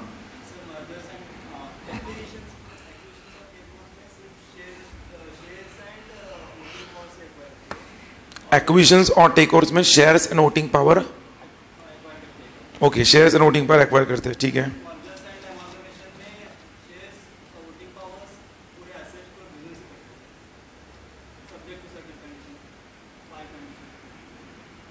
अच्छा, ये एक डिफरेंस हुआ, गुड। जो उसने कहा मैं आपको बता दूं, उसने कहा एक्विजिशन में और टेकओवर में कोई गलत नहीं है। एक्विजिशंस और टेकओवर्स में हम उस दूसरे एंटरप्राइज के शेयर्स को कंट्रोल करते हैं या उनके एसेट्स को कंट्रोल करते हैं। हमारे एंटरप्राइज एसेट्स मर्ज नहीं होते, वो एंटरप्राइज के एसेट्स पर कंट्रोल आता है या शेयर्स पर कंट्रोल आता है। whereas mergers amalgamation में there is an entire transfer of assets and liabilities, mergers public amalgamation में, ओके। और एक मेन डिफरेंस जो मैं एक्सपेक्ट कर रहा हूँ, हाँ,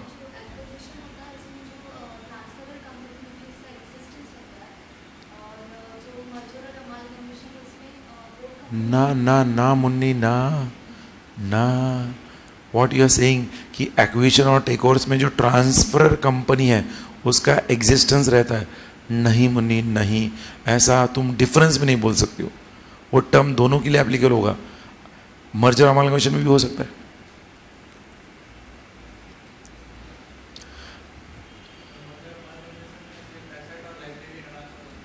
वो तो हो गया ना हमारा डिस्कशन अभी।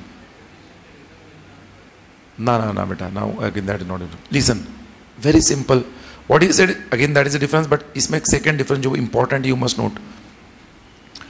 दो एंटरप्राइजेस, सब लोग ध्यान सुनना, दो एंटरप्राइजेस जो एक दूसरे के कॉम्पिटिटर्स है and are comparable and are usually at the same level, उनमें ही मर्जर अमलगमेशन हो सकता है।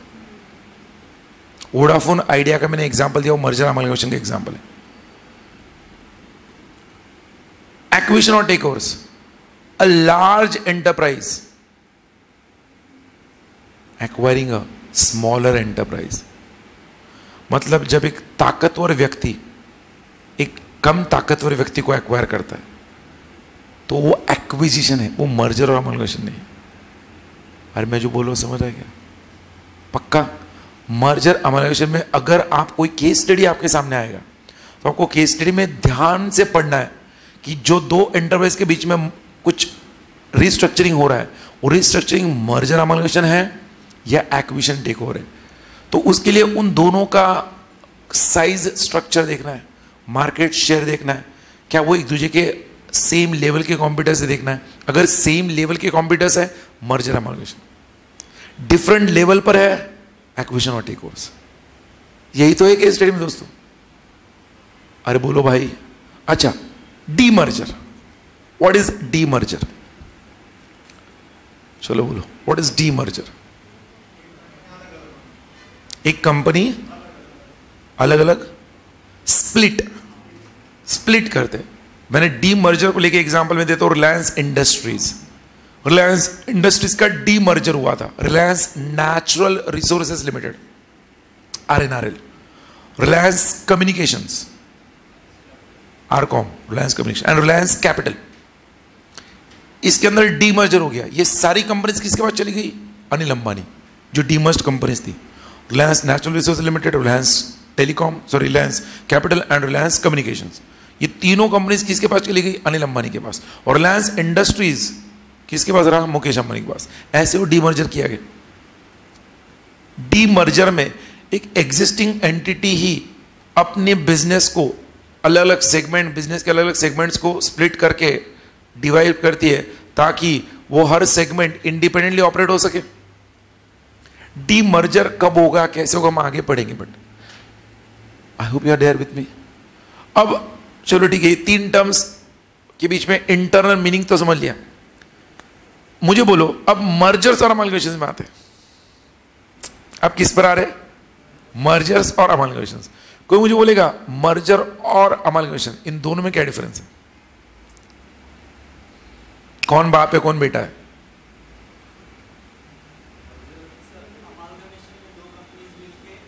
मैंने एक क्वेश्चन पूछा, कौन बाप है और कौन बेटा है? पहले वो बोलो।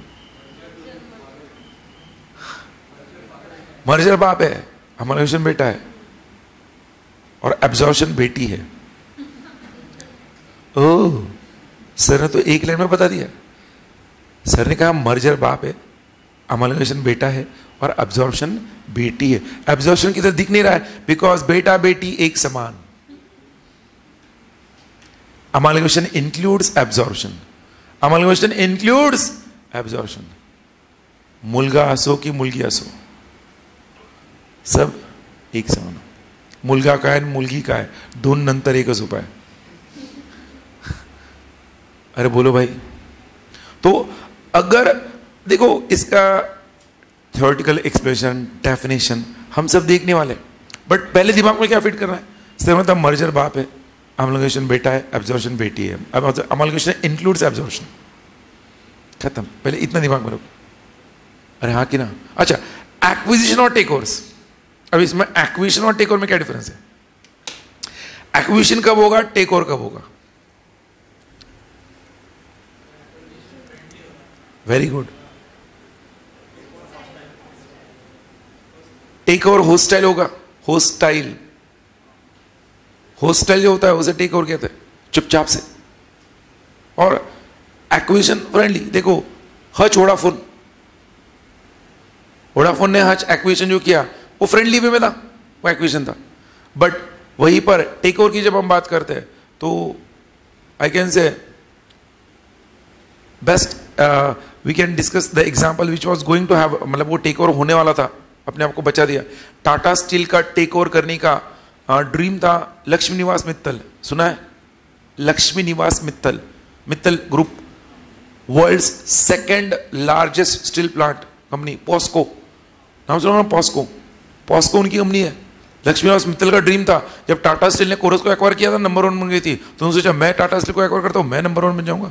टाटा स्टील का स्टॉक प्राइस नीचे आ गया था ना 110 रुपए तक, मैंने कहा नहीं उस पॉल में, तो लक्ष्मी निवास मित्तल ने टाटा स्टील के अंदर लगभग अपने वेल विशर्स के थ्रू 20% स्टेक खरीद लिया था टाटा स्टील में 110 दाम के उधर आने के बाद। और टाटा ग्रुप के पास टाटा स्टील के 44% शेयर्स थे। कितने शेयर्स थे?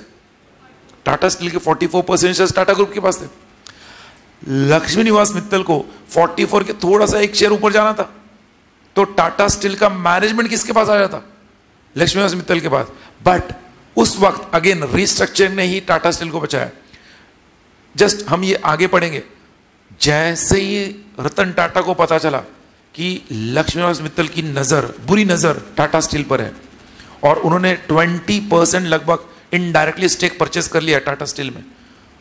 आनन फानन में रतन टाटा ने टाटा स्टील की बोर्ड ऑफ डायरेक्टर्स की मीटिंग कॉल करके बायबैक अनाउंस कर दिया टाटा स्टील का। क्या अनाउंस किया? बायबैक ने बचा दिया उनको। क्यों? कमिंग सुन, हम देखेंगे, अभी बोलूंगा तो मजा नहीं रहेगा। तो एक्विजिशंस और take overs, I hope you get it. अरे बोलो, demerger already you have discussed. अच्छा, फिर इसके आगे बढ़ते हैं। ये जो टर्म्स है मैं अभी लिखने जा रहा हूं, ये टर्म्स कई बार एक दूसरे के साथ या ऊपर के वो जो टर्म्स है हमारे उसका लिंक भी हो सकते हैं।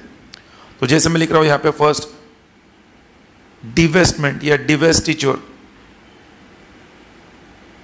डिवेस्टिचर्स, यहां फिर मैं लिखूंगा स्लम्प सेल। डिवेस्टिचर के नीचे मैं उसी में लिख रहा हूं business cell.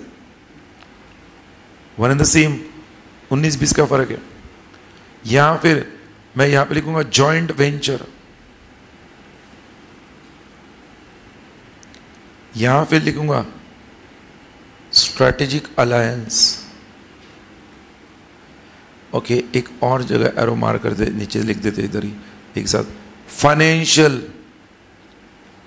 Restructuring, financial restructuring. उस फाइनेंशियल रिस्ट्रक्चरिंग के इनर साइड में ए में लिखेंगे बायबैक, बी में लिखेंगे अल्टरेशन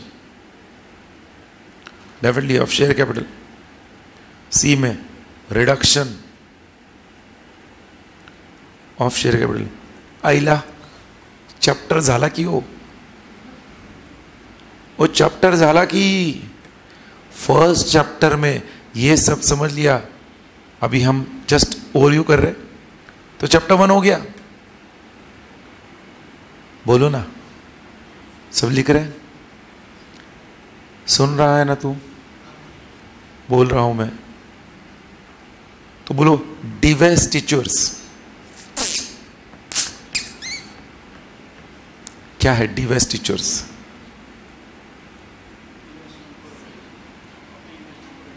अपने इन्वेस्टमेंट को रिड्यूस करना। आपने अक्सर सुना गवर्नमेंट पब्लिक सेक्टर अंडरटेकिंग में डिवेस्टमेंट करने का सोच रही है। एयर इंडिया, बीएसएनएल को डिवेस्ट करने का सोच रही है, अपने स्टेक को गवर्नमेंट। अरे बोलो डिवेस्टमेंट। कोई कंपनी अपने बिजनेस मॉडल को या किसी अंडरटेकिंग को या बिजनेस यूनिट को अगर बेच देगी, डिवेस्ट करेगी, तो हम उसे डिवेस्टिचर की कैटेगरी में देखते हैं। अरे हमने ऊपर देखा था वायर रिस्ट्रक्चरिंग, पढ़ा था ना वायर रिस्ट्रक्चरिंग, उसमें कहा था एलएनटी ने एलएनटी सीमेंट को डिवेस्ट कर दिया। अरे बोलो भाई, तो एलएनटी सीमेंट का क्या हुआ? डिवेस्ट हुआ। अरे हां कि ना? बिजनेस सेल मोर और the less like divestment only, like divestment only. Divestment में हम एक यूनिट, एक अंडरटेकिंग को बेच रहे हैं, बिजनेस में हम बिजनेस मॉडल को ही बेच रहे हैं, एंटायर बिजनेस मॉडल बेच रहे हैं, बिजनेस सेल। फाइनेंशियल रिस्ट्रक्चरिंग के बाद में आते हैं स्लम सेल। मैं नहीं बोलूंगा, आपको बोलना है। आप डीटी पढ़ते हो ग्रुप 1 में, एडवांस टैक्स लॉज, आप लोग एग्जीक्यूटिव में पढ़ चुके हो कैपिटल गेन्स चैप्टर, तो आपको पता है स्लम सेल, कैपिटल गेन में इम्पैक्ट आता है ना स्लम सेल का। मैं टैक्स नहीं पढ़ा और मुझे सारे सब्जेक्ट के बारे में पता है, पहले बता दूँ मैं, कोई भी सब्जेक्ट के बारे में पूछो, मैं ऐसे कुछ हाँ में गोली नहीं मार रहा हूँ पता है तो ही बोल रहा हूँ। हाँ,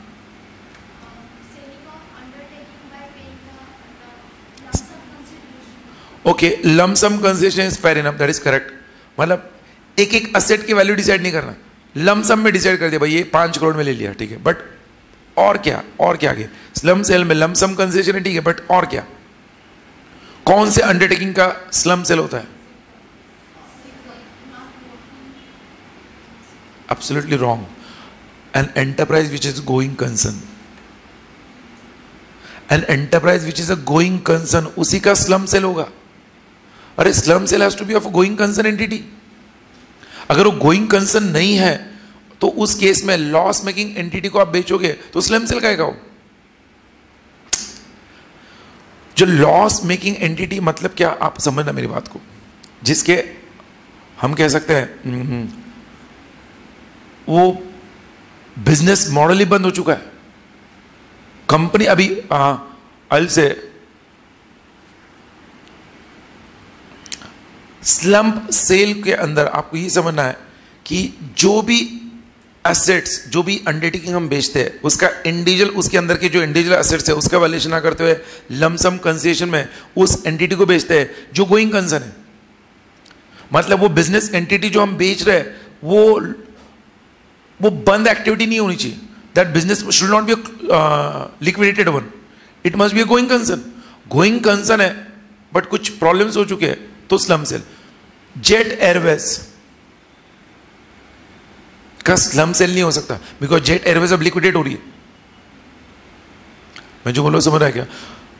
कंपनी है जो मेन पेरेंट एंटरप्राइज है वो है, उसने अपना एक यूनिट और अंडरटेकिंग जो गोइंग कंसर्न है वो बेचा तो स्लम सेल। डिटेल में हम बाद में देखेंगे, बट स्लम सेल में in 1.1 line as it said lump sum consideration, no individual valuation of all the assets और लायबिलिटीज। अच्छा, जॉइंट वेंचर, बोलो जॉइंट वेंचर का एग्जांपल दो। चलो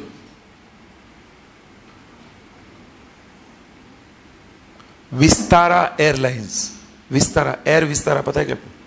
air Vistara is a joint venture of Tata, SIA airlines and Singapore airlines. Tata SIA airlines बोलते उसको विस्तारा में। टाटा आपको पता नहीं है, विस्तारा में टाटा सिया एयरलाइंस का स्टेक है, टाटा ग्रुप का, एंड सिंगापुर एयरलाइंस का स्टेक है। इन दोनों ने मिलकर विस्तारा बनाया। अच्छा चलो आपके मनपसंद एग्जांपल देता हूं, स्टारबक्स कॉफी, टाटा स्टारबक्स। तो स्टारबक्स जो है टाटा स्टारबक्स बनाया, ये क्या है? Joint venture of Tata and Starbucks. क्यों जॉइंट वेंचर क्यों होता है? दोनों कंपनी जो जॉइंट वेंचर में आती है ना, दोनों का अपना अपना स्ट्रेंथ होता है, दोनों का अपना अपना एग्जिस्टेंस होता है। एक का ऑपरेशनल एफिशिएंसी होता है और एक का एडमिनिस्ट्रेशन एफिशिएंसी होता है।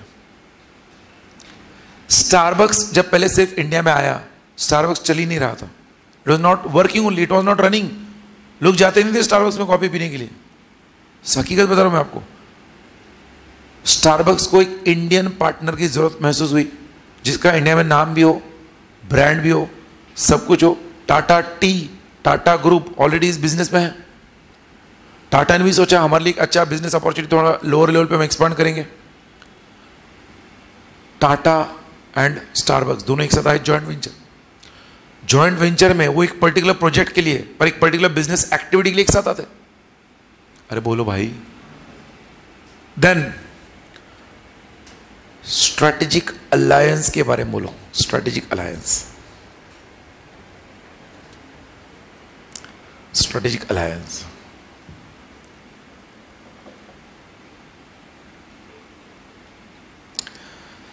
अच्छा लेट मी टेल यू, आपने जो शर्ट पहनी है नाइकी, या आप अक्सर जो जूते पहनते हो, वाकई में नाइकी पहनी उसने, मैं इसलिए बता रहा हूँ। कोई लोग नाइक बोलते हैं, कोई नाइकी बोलते हैं, क्या बोलते हैं, will spell it as Nike. आप जो आदिदास, रीबॉक, नाइकी ये ब्रांड के जूते खरीदते हो, लेट मी टेल यू, एक भी जूता नाइकी खुद नहीं बनाता है, उनका स्ट्रेटेजिक अलायंस है। फिलिप्स स्ट्रेटेजिक अलायंस करती है, एचपी स्ट्रेटेजिक अलायंस करती है, एचपी कंपनी, पता है ना। फिलिप्स का एक भी प्रोडक्ट, फिलिप्स का सीएफएल बल्ब हो, फिलिप्स का ट्यूब हो, फिलिप्स का फैन हो, फिलिप्स का कोई प्रोडक्ट हो, इलेक्ट्रॉनिक प्रोडक्ट हो, एक भी प्रोडक्ट फिलिप्स नहीं बनाता है। फिलिप्स ब्रांड है, फिलिप्स एक नाम है जो उन्होंने उसको ग्रो किया है और वो उस ब्रांड को बेचते हैं आपको।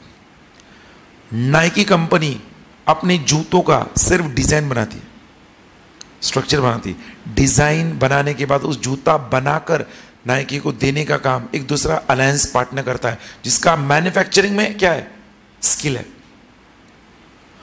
अब सुनो, वही मैन्युफैक्चरर जिसने जूता बना के नाइकी को दिया जूता, और नाइकी ने उस पर ठप्पा मार के 5,000 में मार्केट में बेचने के लिए निकाला, उसी मैन्युफैक्चरर ने नाइकी को बेचने के बाद वही जूता अपने नाम से मार्केट में निकाला बेचने के लिए 1,000 रुपए में। अब बोलोगे ये नकली है, नाइकी ओरिजिनल है। ओरिजिनल तो नाइकी है, ये थोड़ी है ओरिजिनल, वो है कैंपस। नाम सुना है क्या, कैंपस? कैंपस के भी जूते होते हैं। एचपी कंपनी, एचपी प्रिंटर्स होते हैं, एचपी के प्रिंटर्स, लैपटॉप्स प्रिंटर्स, एचपी के प्रिंटर्स एक जमाने में, आज दूसरी कंपनी करती, बट एक जमाने में उनका स्ट्रेटेजिक अलायंस पार्टनर था कैनन। कौन था? Canon was never in to the retail segment, never in to the customer segment. It was, हम बोलते हैं वो डायरेक्टर का काम कर रहा था, एक्टर का काम एचपी कर रहा था। एचपी अपने प्रिंटर्स कैनन से बनाकर लेती थी अपने डिजाइन मॉडल रिक्वायरमेंट के हिसाब से, उस पर एचपी का ठप्पा लगाती थी। कैनन से जो 5,000 में प्रिंटर आया वही मार्केट में 15,000 में बेचा जाता था। और एचपी के प्रिंटर्स, बढ़िया क्वालिटी के प्रिंटर्स थे, लोग खरीदते थे। HP good quality printers, but नाम एचपी का था, बनाता कौन था? कैनन। जब कैनन को पता चला धीरे धीरे कि हमारे प्रिंटर जो हम बना के देते सिर्फ नाम डाल के बाहर बेचते मार्केट में 3 गुना ज्यादा दाम में, तो कैनन ने एक दिन एचपी को प्रिंटर बना बेचने से मना कर दिया। एग्रीमेंट में कुछ उन्होंने ऐसा कंडीशन डाल दिया, एचपी ने मना कर दिया, कैनन ने बेचने से मना कर दिया, और कैनन ने वही प्रिंटर्स मार्केट में सस्ते दाम में निकालना शुरू किया 5,000 में। शुरू में तो लोगों ने कैनन को डुप्लीकेट, एचपी को ओरिजिनल माना। एचपी ने फिर अपने स्ट्रेटेजिक अलायंस के लिए नया पार्टनर ढूंढा। कैनन की क्वालिटी बढ़िया थी, एचपी का जो नया स्ट्रेटेजिक अलायंस पार्टनर था वो इतनी अच्छी क्वालिटी बनाकर दे नहीं पाया। एचपी के प्रिंटर्स में प्रॉब्लम शुरू हो गया, और वहीं पर कैनन ने अपॉर्चुनिटी ग्रैब कर ली और कैनन ने मार्केट को कैप्चर करना शुरू किया। आज प्रिंटर बिजनेस में एप्सॉन और कैनन, इनका सबसे बड़ा सेगमेंट है कैनन प्रिंटिंग बिजनेस, जो एक जमाने में एचपी रूल कर रहा था। स्ट्रेटेजिक अलायंस, अरे बोलो भाई, जॉइंट वेंचर, स्ट्रेटेजिक अलायंस, ये सारा हम जो slump sale, divestiture, business sale, mergers, amalgamations, acquisitions, takeovers, demergers, ये सब किस अम्ब्रेला के नीचे आ रहा है? Corporate restructuring. तो रिस्ट्रक्चरिंग इज ऑलवेज गुड, पहले दिमाग में फिट करने का, क्योंकि कई बार जब ये बातें निकलती है बिजनेस वर्ल्ड में, कॉर्पोरेट वर्ल्ड में, अरे उस एंटरप्राइज का रिस्ट्रक्चरिंग होता है, लोग होता है अरे रिस्ट्रक्चरिंग हो रहा है क्या? लोगों को लगता है रिस्ट्रक्चरिंग मतलब कुछ तो बुरा हुआ है। आज तक आपका माइंडसेट क्या था? रिस्ट्रक्चरिंग मतलब कुछ तो बुरा हुआ है। Restructuring is always for good, keep in mind. हम कहते हैं ना, जब आपको लाइफ में आपका कोई फैसला गलत हो, डिसीजन गलत हो, ध्यान से सुनना, स्टॉक मार्केट के लिए भी एप्लीकेबल होता है। Don't let your emotions run your sentiments.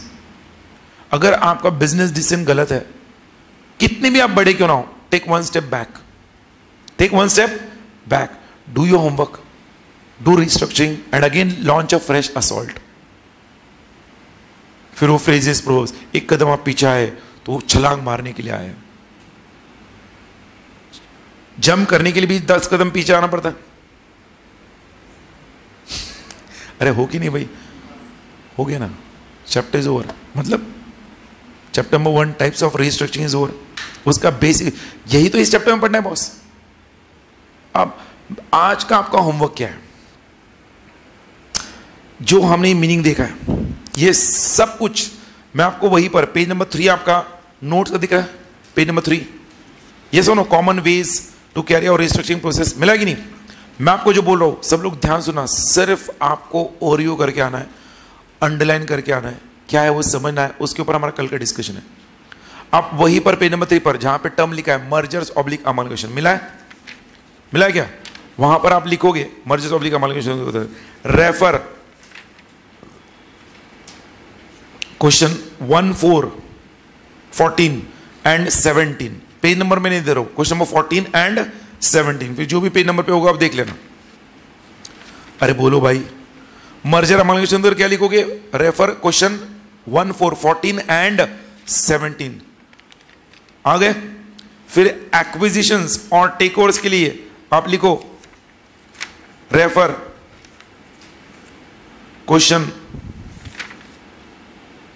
1, 5, 15 and 16, 15 and 16, clear है? द नेक्स्ट डिवेस्टिचर्स और डीमर्जर्स, उसके लिए आप लिखो रेफर क्वेश्चन 21, 22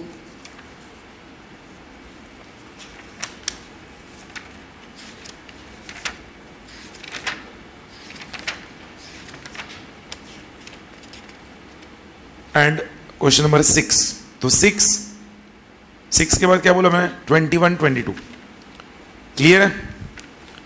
उसके बाद नेक्स्ट क्या है? स्लम सेल, उधर लिखो question, refer question number 23, refer question number 23। उसका नेक्स्ट क्या है? जॉइंट वेंचर, यस और नो, उधर लिखो क्वेश्चन नंबर 24। फिर आगे क्या दिया? स्ट्रेटेजिक अलायंस, लिखो क्वेश्चन नंबर 25।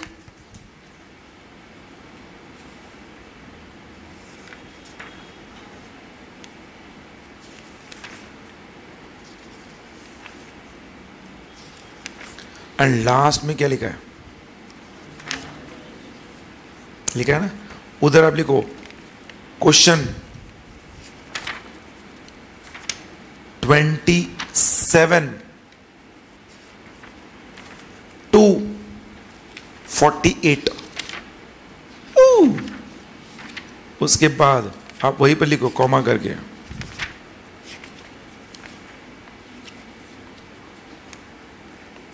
क्वेश्चन 7, और उसमें क्वेश्चन 7 को आप हाईलाइट करोगे, क्वेश्चन 7, 8, क्वेश्चन 7, 8। तो अब क्वेश्चन नंबर 7 और 8 को सिर्फ हाईलाइट करो, 27 to 48। अब देखना तो you can understand financial restructuring को लेकर सबसे ज्यादा क्वेश्चन है। फाइनेंशियल रिस्ट्रक्चरिंग में क्या था हमने देखा? रिडक्शन, बायबैक और अल्टरेशन। आइला, ये तो हम कंपनी लॉ में पढ़ चुके हैं, वही तो दिया है। फाइनेंशियल रिस्ट्रक्चरिंग में वो 27 to 48 में क्या दिया उन्होंने बताया? What is buyback, what are the conditions to be complied before buyback, what are the conditions to complied after buyback, okay, prohibition of buyback, okay, buyback of types of buyback, मतलब buyback कैसे करना है, odd lot, stock market के through buyback, open market के through buyback जो करते हैं, फिर शेयर होल्डर से बायबैक करते हैं वो। फिर उसके बाद उन्होंने रिडक्शन ऑफ शेयर कैपिटल क्या है, सेक्शन 66 आपने पढ़ा होगा। फिर अल्टरेशन ऑफ शेयर कैपिटल क्या है, 27 to 40। वो पढ़ना नहीं आपको 27 to 48, ध्यान रखना। आपको 27 to 48 को छोड़ के टोटल 48 क्वेश्चंस है। ये जो हमने क्वेश्चन लिखे यही तो इस चैप्टर का मेन बेस है। इस चैप्टर में भले ही 48 क्वेश्चंस है, बट आपको पता चल गया ये 48 क्वेश्चंस किस कदर डिवाइडेड है। ऐसे मत देखो मेरे पास, सब लोग है ना, लंबी सांस लो,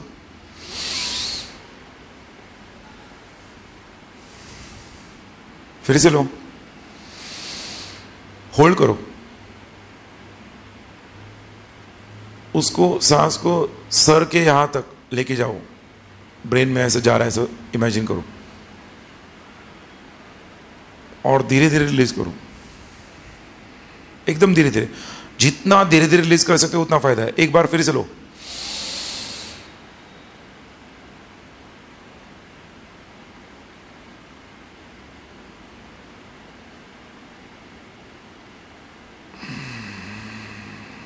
धीरे धीरे रिलीज करो।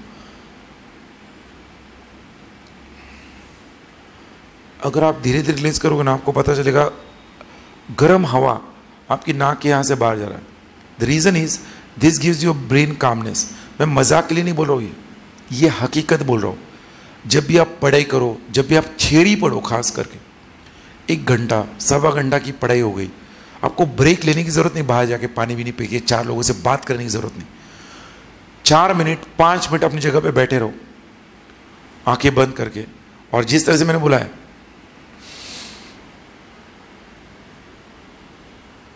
होल्ड इट, मतलब ये लेने के बाद होल्ड करना है। जितना लंबा आप होल्ड कर सकते हो उतना फायदा है, बट स्ट्रेस नहीं करना है। फॉर एग्जाम्पल मैंने ऐसे लिया,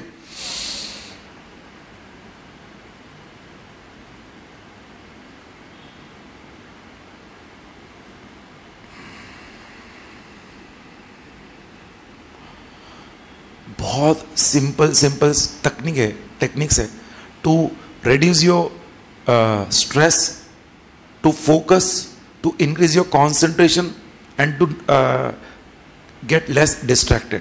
वरना 1 घंटे के बाद आपको ऐसा थोड़ा कुछ हेवी होगा, आप बाहर जाते पानी पी के आते, चल किसी से बात करते, उसमें आधा घंटा चल जाता है, पढ़ाई 1 घंटा, टाइम पास आधा घंटा। बट ऐसा करने से आप 5 मिनट करो, आपके माइंड को भी काम कर दिया और अगले 1 घंटे के पढ़ाई के लेकिन कॉन्सेंट्रेशन बढ़ा दिया। सबसे ज्यादा हम रात में सोने के बाद, आप रात में 11 बजे तक पढ़ो, बहुत स्ट्रेस हो गया, सो गए, उठे वापस फ्रेश होकर पढ़े, क्यों? माइंड को काम हो गया ना। मतलब अगर आपको कंटिन्यूस पढ़ाई करनी है तो हर 1 घंटे बाद माइंड को काम करने की एक्सरसाइज को करो। हो सके तो आप ये भी कर सकते हो, मतलब एक नाक से जो आपने लोम कहते हैं प्राणायाम, मान लो फॉर एग्जांपल ये, पहले तो लेफ्ट नॉस्ट्रिल से आपने सांस लेनी है,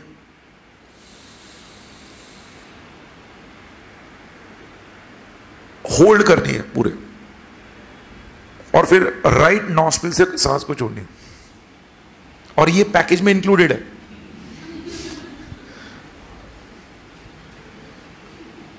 बहुत सिंपल टेक्निक, बट ये जरूरी है दोस्तों। देखो पढ़ाई लिखाई होती रहेगी, बचेंगे तो और भी लड़ेंगे। यस और नो?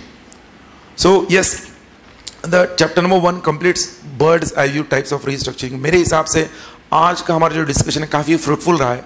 मैं before we close the today session, the first day session, I like to give you 1 or 2 minutes. Any of your redundant, meaningless doubts, please ask me if you want. Otherwise, you can ask me after the lecture also. The virtual students can WhatsApp me, no problem at all. मैं audio record करके भेजता हूँ, but please